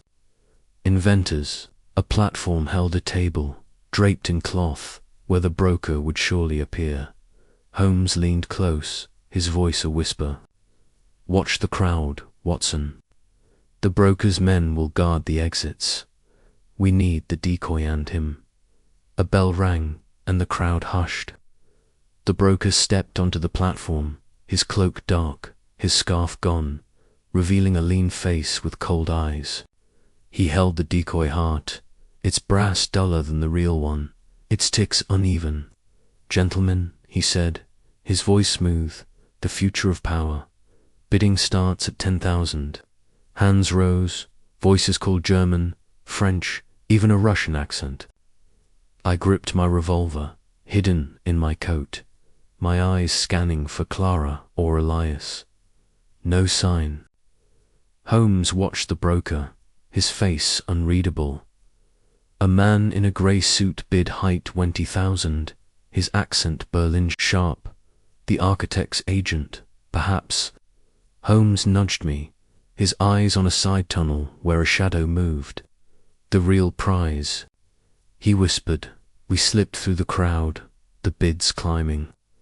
The tunnel led to a smaller chamber where two men guarded a crate. Inside, papers, more blueprints, marked with the heart's cipher for 72913. My pulse raced. The reactor plans. Holmes signaled, and we struck. My fist took one guard down, Holmes' pistol but the other. We grabbed the papers, but a shout rang out. The broker stood at the tunnel's mouth, his pistol raised. Holmes, he snarled, you're a pest. The crowd turned, chaos erupting. Buyers fled, guards drew knives, and shots cracked. Holmes shoved me toward a ladder in the corner. Up, Watson. We climbed, the papers tucked in my coat, the broker's shouts behind us. The ladder led to a sewer grate, the fog welcoming us as we emerged in Shoreditch's alleys. My shoulder burned, my breath ragged, but we ran, the city's maze hiding us. Back at Baker Street, Holmes spread the blueprints, his eyes fierce. Clara and Elias were still gone, Mrs. Hudson frantic. They slipped out, she said, ringing. Her hands left a note said they had to save someone. Holmes cursed softly, grabbing a new letter from the table, inked in Clara's hand. Gone to the architect's agent, Black Cog Cellar. Help us. The paper smelled of oil. I gripped my revolver, my heart heavy. Holmes, they're walking into a trap. He nodded, locking the heart and governor away. Then we follow, Watson. The underground auctions shown us the stakes. The architect's agent is here, and Clara's leading us to him. Chapter 11. The architect's gambit. The fog draped Shoreditch's alleys like a tattered cloak, muffling the clatter of distant carts and the low hum of London waking beneath its grey veil. Inside 2-1B Baker Street, the Clockwork heart and its governor, a grooved brass rod no longer than a pensat locked in a steel case on Sherlock Holmes' desk. Their faint ticks a relentless pulse in the quiet room. The air was thick with tobacco smoke and tension, the mantel clock's chime marking 1:30 in the morning. Holmes stood by the fire, his sharp eyes fixed on the latest note, its words inked in Clara Thorne's hurried hand. Gone to the architect's agent, Black Cog Cellar. Help us. The paper, stained with oil, lay beside the bloodied brass screw from the broker's last taunt, a grim reminder of the stakes. I, Dr. John Watson, sat with my notebook open, my bandaged shoulder stiff, my pen scratching as I recorded the chaos of the underground auction, the broker's escape with a decoy heart, Clara's defiance, and the architect's shadow looming. From Berlin. Holmes set the note down, his face like carved granite. The broker's rash, Watson, but cunning. He's lost the decoy, but he knows we hold the true heart and governor. Clara's note is our lead. The Black Cog's cellar hides the architect's agent. His voice was low, edged with the fire. That burned when a case tightened its grip. I shifted, my shoulder aching under the bandage. Clara and Elias are walking into a trap, Holmes. The broker's men will be waiting, and this architect's agent, whoever he is, won't be alone. My revolver, cleaned and loaded, sat heavy in my coat, a small comfort against the growing web of danger. Holmes nodded, his eyes glinting like steel. A trap, yes, but one will turn. Clara's no fool, she knows the heart's workings, and her move suggests she's playing for time. The architect's agent is the key to Berlin's plans. He crossed to the desk, unlocking the steel case to check the heart and governor, their ticks steady, almost mocking. We move now, Watson, to the black cog. Clara and Elias, under Mrs. Hudson's watch, had slipped out hours ago, their absence. A sting of betrayal tempered by Clara's note.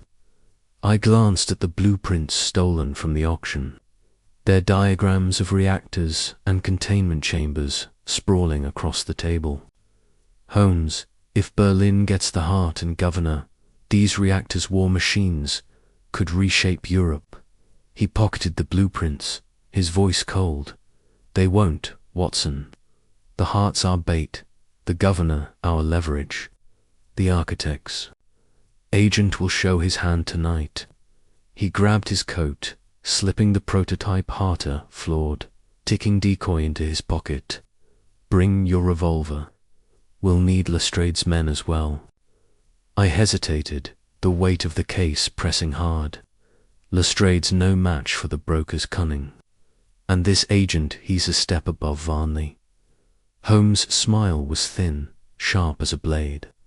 Lestrade's a distraction. Watson, we'll handle the real fight. Fetch him and meet me at Shoreditch in an hour. The cab to Scotland Yard rattled through the fog. London's streets quiet, save for the occasional clop of hooves or shout of a night vendor. My shoulder throbbed, but adrenaline dulled the pain. Lestrade was at his desk, his face lined with exhaustion, Varnley's file open before him. Watson, he grumbled, rubbing his eyes, Holmes dragging me into another mess. I explained. Quickly the heart, the governor, Clara's note, the architect's agent. Lestrade sighed, grabbing his coat. For men, best I can spare. If this broker's as bad as you say, we'll need M back at Baker Street. Holmes was ready, his dark coat blending with the shadows, a small toolkit tucked under his arm. He'd left the heart and governor locked in the desk, trusting their safety to Mrs. Hudson's vigilance. The prototype will do for now, he said, patting his pocket. It's close enough to fool them. The cab to Shoreditch was silent, the fog thickening as we neared the black cog. The tavern's seen a gear-shaped plaque swung faintly in the breeze, its grime catching the gaslight. Inside, the air was heavy with smoke and ale, men hunched over tables, their voices low and guarded. Holmes, in a tattered cap and scarf, passed for a tinker, while I played at dockhand, my collar up to hide my face. We ordered pints, blending. Into the crowd, our eyes on the back door, where a burly man checked papers. Holmes leaned close, his voice a whisper. The cellar's our target. Watch for Clara's signal. She's clever enough to leave one. We waited, nursing our drinks, the tavern's hum a dull roar. A man at the bar, his coat patched, muttered about a sale tonight and deep. Sellers Holmes caught my eye, nodding toward the back door. He slipped the guard a forged note, muttering Varnley's name, and we were waved through. The door led to a narrow stair, its steps slick with damp, descending into darkness. My heart pounded, the revolver heavy in my coat. The prototype's faint ticks a reminder of our ruse. The stairs ended in a tunnel, its walls mossy, lit by flickering torches. The air grew thick, smelling of oil and earth, and a faint hum like a distant machine echoed ahead. We moved silently, Holmes' eyes scanning every shadow. The tunnel opened into a vast cellar, the vault, its ceiling low, its air heavy with the scent of metal. Men stood in clusters, foreign accents, sharp. Suits, rough hands, buyers, smugglers, inventors, their eyes hungry for the prize. A platform held a table, draped in cloth, where the broker would likely appear. Holmes whispered, "Watch the exits, Watson. The broker's men will guard them." Clara and Elias are here, look for her. I scanned the crowd, my pulse racing. A faint glint caught my Arja brass gear, no bigger than a shilling, tucked in a crack in the wall. It was etched with a tiny C, Clara's mark. I nudged Holmes, pointing. He nodded, his face unreadable, and we moved toward a side tunnel, its entrance half hidden by crates. The tunnel led to a smaller chamber, lit by a single lantern. Clara and Elias knelt in the center, unbound but surrounded by 4 men, there, knives glinting. At the chamber's heart stood a tall man, steel-grey hair, a monocle glinting in the light hair. Klaus, the architect's agent. His German accent was crisp as he examined a crate of blueprints, his voice low. The architect's vision is near. The heart and governor will seal it. Clara's eyes met mine, fierce and steady, signaling she'd seen us. Holmes stepped into the light, the prototype heart in his hand, its ticks uneven but convincing.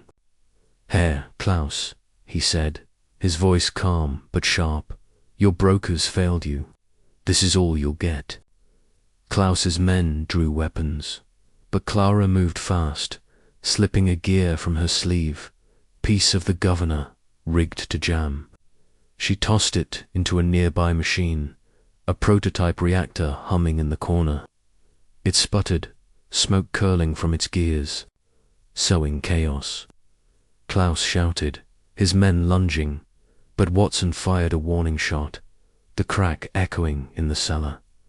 Holmes tackled Klaus, seizing the blueprints, while Clara and Elias bolted for the tunnel. The reactor's hum grew wild, its gears grinding to a halt.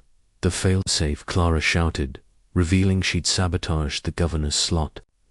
The machine locked, its lights fading, useless without the true governor.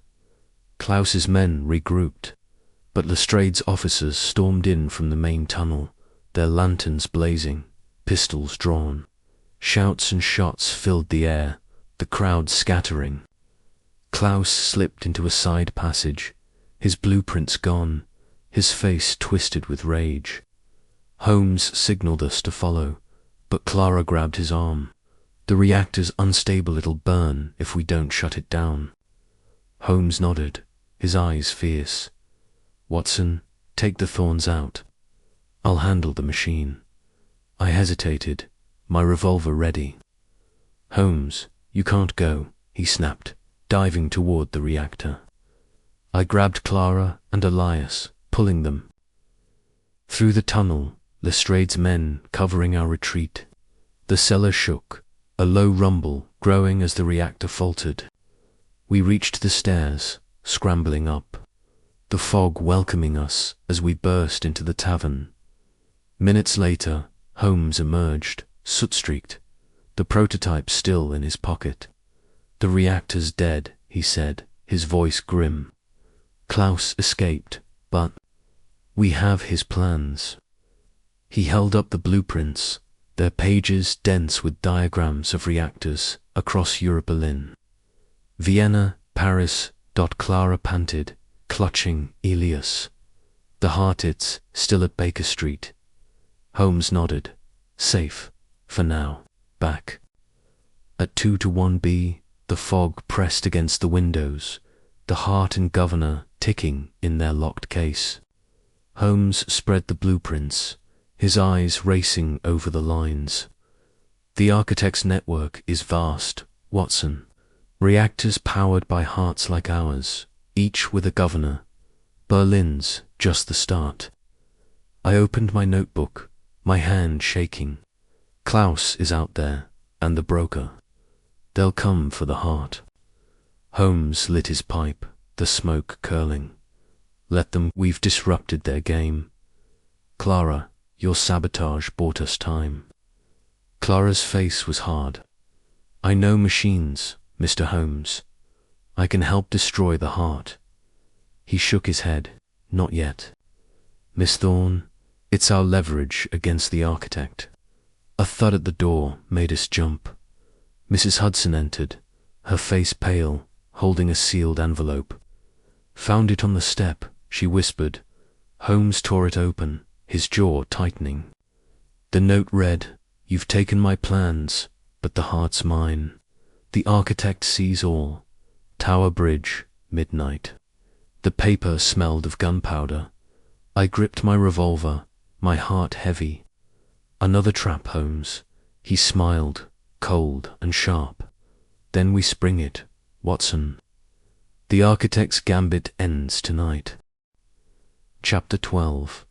The heart's silence. The fog had thinned over Baker Street, but a chill hung in the air of 2 to 1B, as if the city itself held its breath. The Clockwork heart and its governara, small grooved brass rod, sat locked in a steel case. On Sherlock Holmes' desk, their faint ticks a persistent reminder of the danger still circling us. The mantel clock chimed 2 in the morning, its notes blending with the heart's rhythm, a duet of time and menace. Holmes stood by the window, his silhouette sharp against the gaslit street, his pipe unlit, his eyes fixed on the shadows below. The architect's escape at Dover, the broker's capture, and the recovered blueprints weighed heavily, but the latest telegram Berlin knows. The architect moves. Watch the sky sleigh crumpled on the table, its coal dust scent a taunt from a foe still at large. I, Dr. John Watson, sat with my notebook open, my bandaged shoulder aching, my pen scratching as I recorded the chaos of Dover, the airship's roar, Clara's sabotage, and the architect's fleeting shadow. "Holmes," I said, my voice low, "the broker's with Lestrade, and we have the heart and governor, but the architect's still out there. That telegram, watch. The skies, he's not done." Holmes turned, his face like flint, his eyes burning with that relentless fire. "The architect's wounded, Watson, but not broken. He's lost the heart, the governor, and his agent's plans, but he's cunning. The skies suggest another, airship or something larger." He crossed to the desk, unlocking the steel case to check the heart, its brass casing glinting under the lamp. "This is his obsession. We'll use it to draw him out." I glanced at Clara and Elias Thorne, huddled by the fire. Clara's face was resolute, her hands steady despite the bruises from Whitechapel. Elias looked hollow, his guilt etched in every line. "Clara," I said, "your sabotage saved the heart. Can you really disable it, as you claimed?" She nodded, her voice firm. I studied Ilias's notes. The heart's core crystal can be misaligned. It'll burn out safely, no explosion, but it needs the governor to lock the gears first. Elias flinched, his hands trembling. "She's right. I built a failsafe, but Varnley never knew the full sequence. The governor's grooves turn them wrong, and the heart locks forever."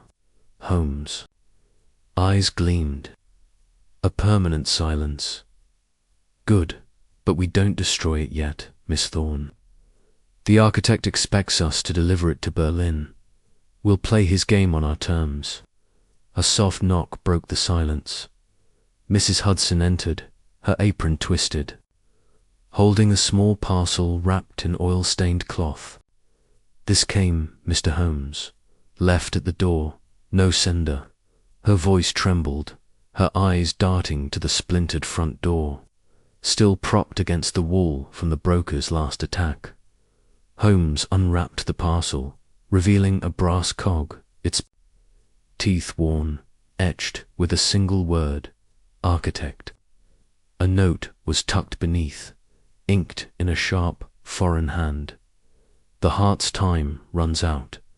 Bring it to the Crystal Palace, Dawn. No tricks, or London pays." The paper smelled of gunpowder, sharp and acrid. I gripped my revolver, my shoulder throbbing. The Crystal Palace. It's a ruin since the fire, Holmes. A perfect place for a trap. He pocketed the cog, his face hard. A trap will spring, Watson. The architect's desperate, he knows we hold the key to his reactors. Clara, you'll come. Your knowledge is our edge. Elias, you stay with.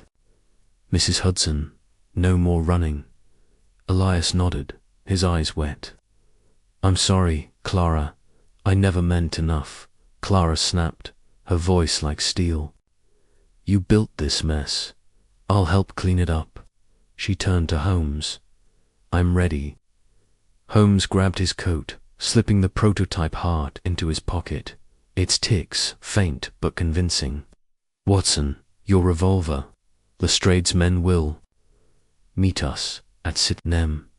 The Crystal Palace is vast, too many shadows for the architect to cover alone. I nodded, holstering my weapon, my heart racing. The Crystal Palace, half destroyed in 36, was a maze of shattered glass and iron, its gardens overgrown, its halls echoing with ghosts of exhibitions past. The architect's choice was bold, public yet desolate, a stage for a final showdown. The cab to Sydenham was silent, the fog clinging to London's edges, the city's hum fading as we left the gaslit streets behind. Lestrade met us at the palace gates, his 4 men armed, their lanterns dim in the mist. Holmes, he grumbled, this better not be another wild chase. My men are stretched thin. Holmes' smile was thin. Your men are the anvil, Lestrade. We're the hammer. Stay hidden until my signal. We slipped through the rusted gates, the palace's skeletal frame looming under the pre-dawn sky. Broken panes glinted like jagged teeth, and the air smelled of damp earth and ash. Clara stayed close, her wrench tucked in her sleeve, her eyes scanning the shadows. The Heart and Governor remained at Baker Street, locked away. But the prototype's ticks in Holmes' pocket were our bait. We moved through the ruined galleries, our steps echoing on cracked marble, a faint hum like the heart's but deep. From the central transept, where the great exhibition hall once stood, Holmes signalled silence, his pistol drawn as we crept toward the glow of a single lantern. In the transept's heart stood the architect, gaunt and tall, his ember-like eyes glinting under a wide-brimmed hat. Flanking him were 6 men, their knives and pistols ready, and behind them, a massive machine gears and coils, a reactor prototype, its hum unsteady. Clara whispered, it's like the blueprints, but it's incomplete, needs the heart. The architect's voice cut through the dark, smooth and accented. Holmes, you're punctual. The Heart and Governor now. Holmes stepped into the light, the prototype raised. Where's your broker? Or has he abandoned you? The architect laughed, cold and sharp. The broker was a tool, nothing more. You have the heart. Show it. Holmes tossed the prototype, its arc catching the lantern's glow.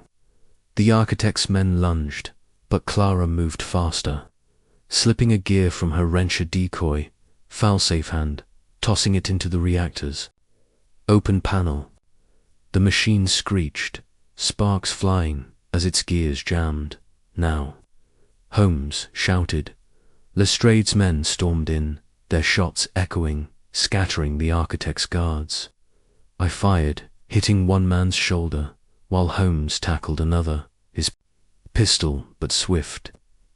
Clara grabbed a fallen knife, cutting through a rope tying a crate overhead. It crashed, blocking the architect's escape. The architect drew a pistol, his eyes blazing. You can't stop progress, Holmes. The heart's power is mine. Holmes dove behind a pillar as shots rang out, the reactor's hum growing wild. Clara shouted, it's overloading. The governor's missing, it'll burn. She darted to the machine, her hands steady, realigning gears with her wrench. I covered her, my revolver snapping up as a guard charged. My shot grazed his leg, and he fell, cursing. Holmes grappled with the architect, their shadows merging in the flickering light. "Watson, the machine," he yelled. I reached Clara, helping her wrench a panel open. The reactor's core glowed. Red, its heat searing. The fail-safe sequence. She gasped, twisting gears. I held the panel, my shoulders screaming as she aligned the slots. Mimicking the governor's grooves, the architect broke free, grabbing the prototype and bolting for a side door. Holmes chased, but a shot from a guard forced him back. The reactor's hum peaked, a deafening whine, then silenced as Clara slammed the final gear in place. The machine shuddered, its lights fading. Dead. We ran, Lestrade's men covering our retreat. Outside, the fog swallowed the palace, the architect's footsteps. Fading, Holmes returned, panting, his face grim. He's gone with the prototype, but it's useless without the governor. Clara clutched her wrench, her face pale. The reactor's dead, but he'll try again. Holmes nodded, leading us to Lestrade's men. We've crippled his plans. The Heart and Governor are safe for. Now, back at Baker Street, dawn broke, the fog lifting. The Heart and Governor ticked in their case, untouched. Holmes spread the blueprints, his eyes fierce. The architect's network is exposed reactors in Berlin, Vienna, Paris. We've stopped this one, but others remain. I opened my notebook, my hand shaking. He's still out there, Holmes, and he knows we have the heart. Clara sat, her eyes hard. Destroy it, Mr. Holmes. It's too dangerous. Holmes looked at the heart, its ticks relentless. Not yet, Miss Thorne. It's our key to the architect. We'll use it to end his game. A thud at the door made us jump. Mrs. Hudson entered, holding a small box, its lid etched with a gear. "Another delivery," she said, her voice shaky. Holmes opened it, revealing a brass spring stained with oil. A note read, "The heart's silence is temporary. Berlin waits." The paper smelled of gunpowder. I gripped my revolver, my heart heavy. He's taunting us, Holmes. He smiled cold and sharp. Let him. The heart's silence is our victory for now. The architect's next move is ours to shape. The morning light crept through the windows, casting long shadows across 2 to 1B. Holmes sat at his desk, the Heart and Governor before him, their ticks a steady rhythm. Clara and Elias stayed close, their faces marked by exhaustion but resolve. Lestrade had taken the captured guards to Scotland Yard, but the architect's escape gnawed at us all. Holmes studied the blueprints, his pencil tracing lines. The architect's reactors are linked to a network of power. Each needs a heart and governor. He has neither, but he'll hunt for more. Clara leaned forward, her voice steady. Elias and I can help. We know the heart's design. If we destroy this one, we can sabotage the others. Elias nodded, his voice low. I built it, but I can unmake it. The core's crystal shatter it, and the heart's useless. Holmes' eyes narrowed. A last resort, Thorne. The heart's our bait. The architect will come for it, and when he does, we'll have him. I scribbled in my notebook, my shoulder, stiff but bearable. What's our next step, Holmes? Berlin. He shook his head. The architect's here, Watson. The telegram said, watch the skies. He's planning another move, another airship, perhaps, or a signal to his agents. A plan formed over tea, the fire crackling as we spoke. Holmes would send a false message through Lestrade's channels, claiming the heart was being moved to Dover again. Clara would prepare a decoy governor, its grooves misaligned to jam any reactor. Elias, under watch, would sketch the heart's flaws, giving us a map to disable others. By noon, the message was sent. Lestrade's men stationed at Dover's cliffs. We waited, the fog returning, London's hum a distant murmur. At dusk, a reply, came a telegram, slipped under the door. Dover's, a faint, the heart's mine. Greenwich, midnight.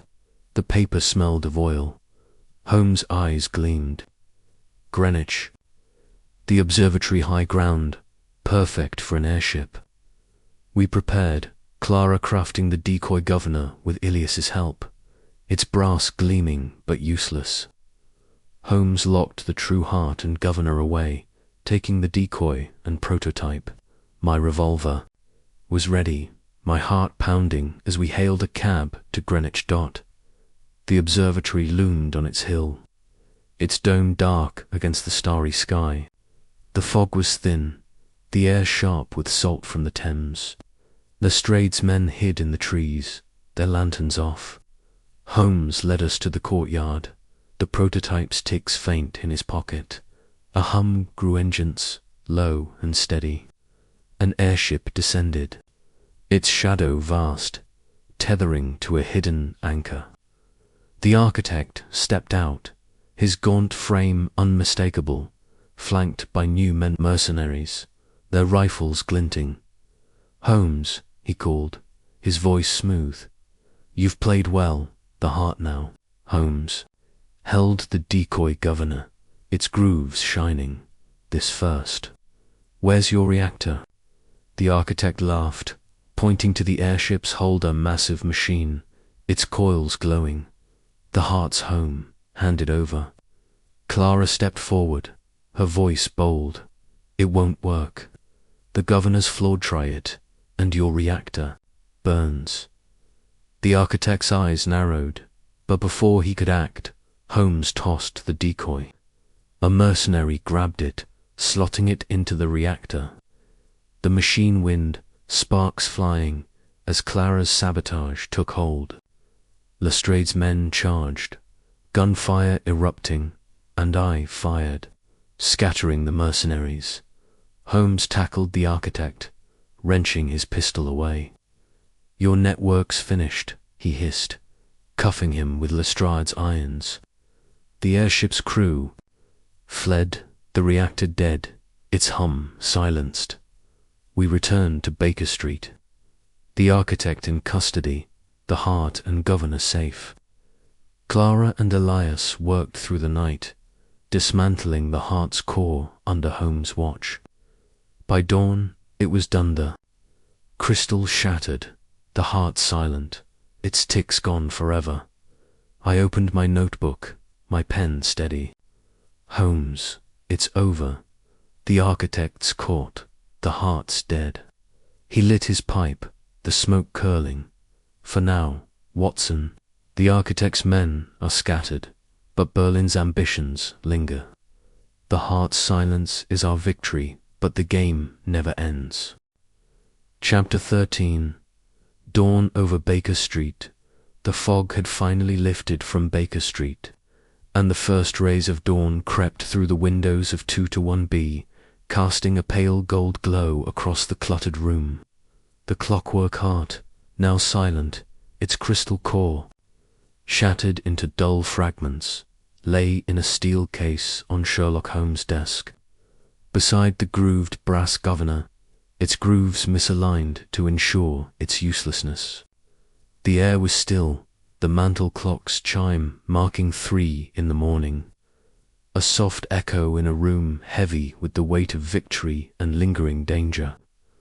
Holmes stood by the fire, his pipe sending thin curls of smoke upward, his sharp eyes fixed on the scattered blueprints, proof of the architect's thwarted network of reactors. The latest telegram, "Berlin's ambitions linger," lay crumpled nearby, Its coal dust sent a faint reminder of the architect's reach, now broken.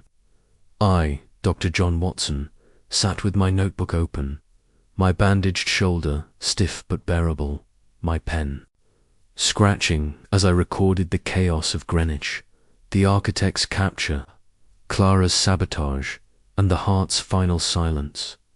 "Holmes," I said, my voice low, "the heart's destroyed, the architect's in chains, and the brokers with Lestrade. We've won, haven't we?"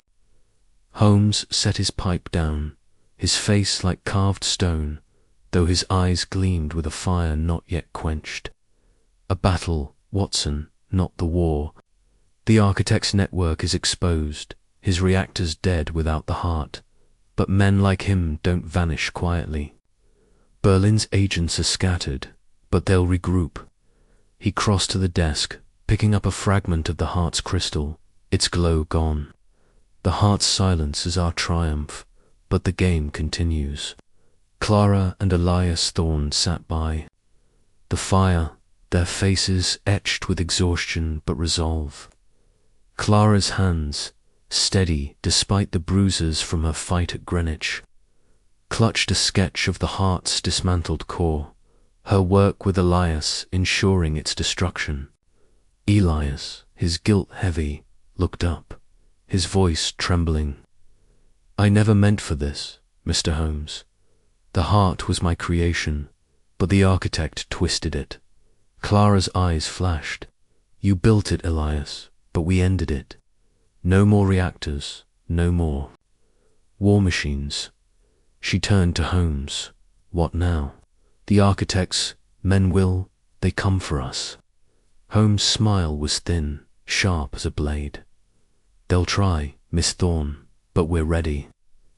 The blueprint's name, his agents Berlin, Vienna, Paris, Lestrade's men are moving, and Scotland Yard's reach extends far. The architect's empire is crumbling." A soft knock broke the silence. Mrs. Hudson entered, her apron twisted, holding a sealed envelope.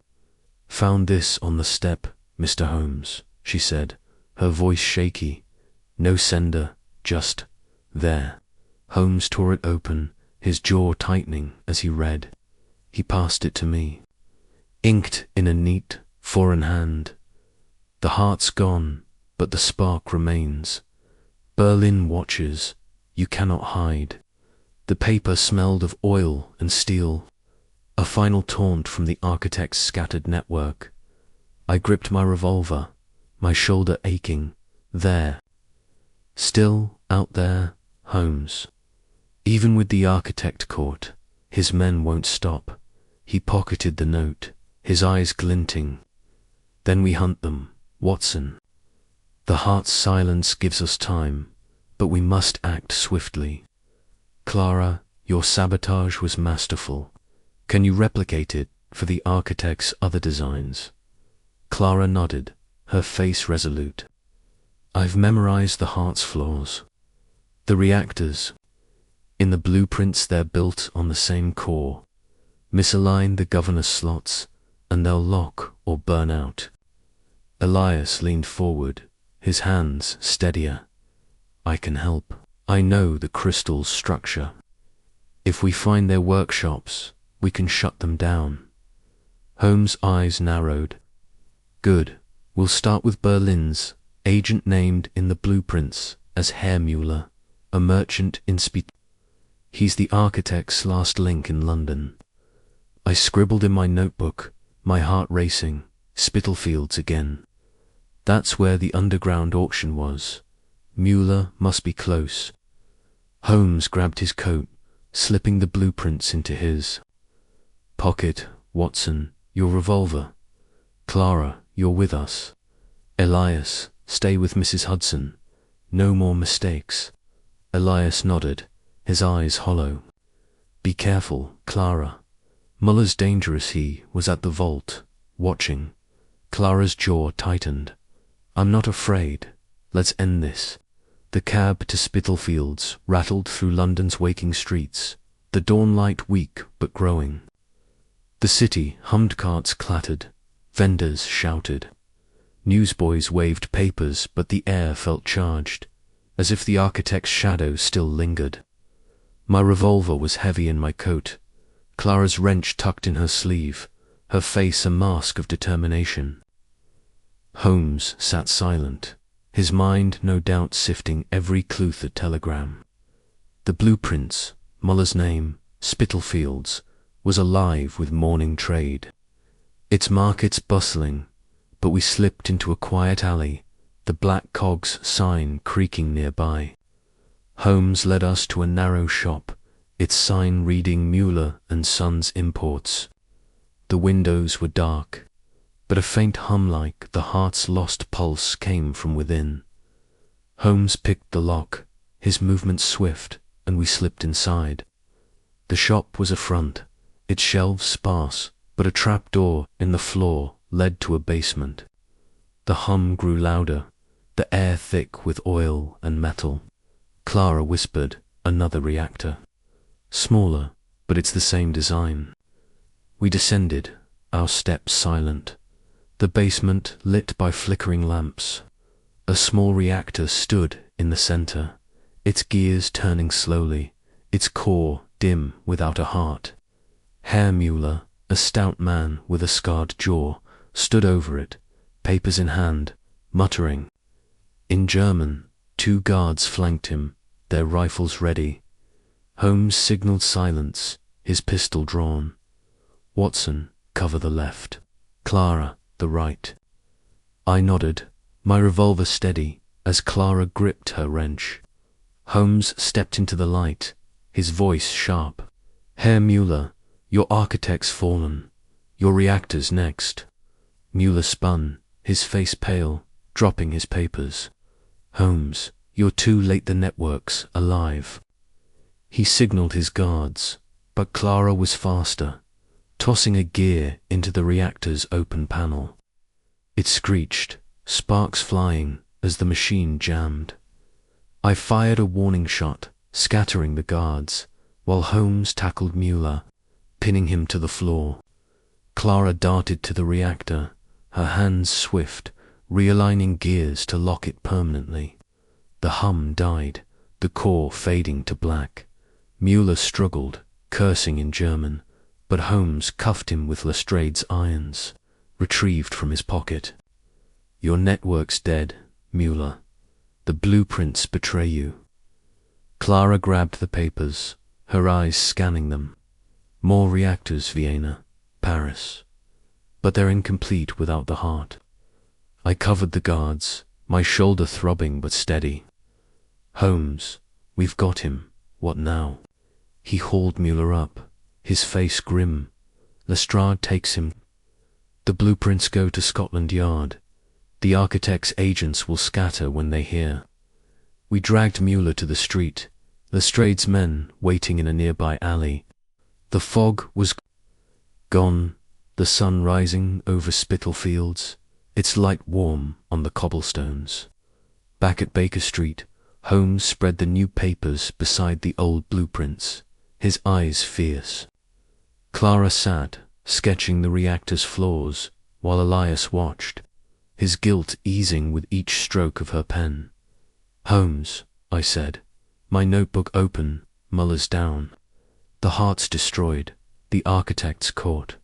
Is it over?" He lit his pipe, the smoke curling. "For London, yes. For Berlin, perhaps. The architect's network is crippled, but ambition doesn't die easily. We'll watch, Watson."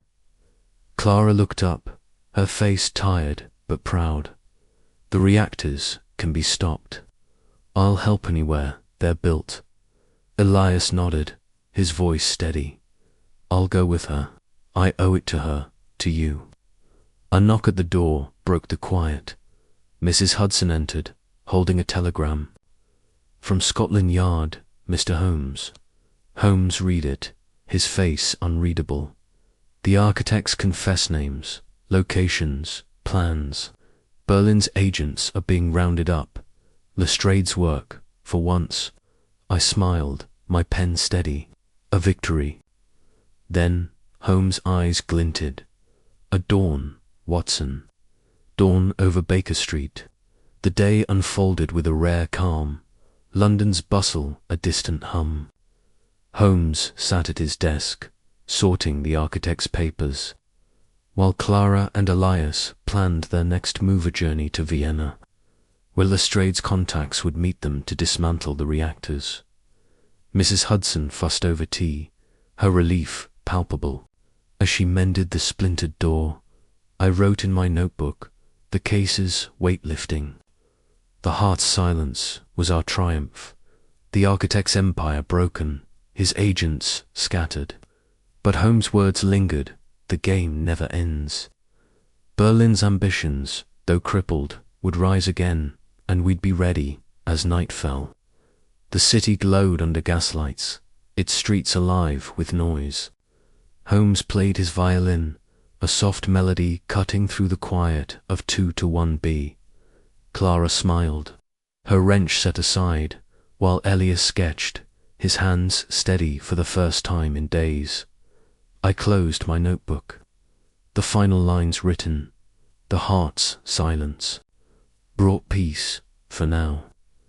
Dawn over Baker Street was ours, but the shadows would return, and we would meet them.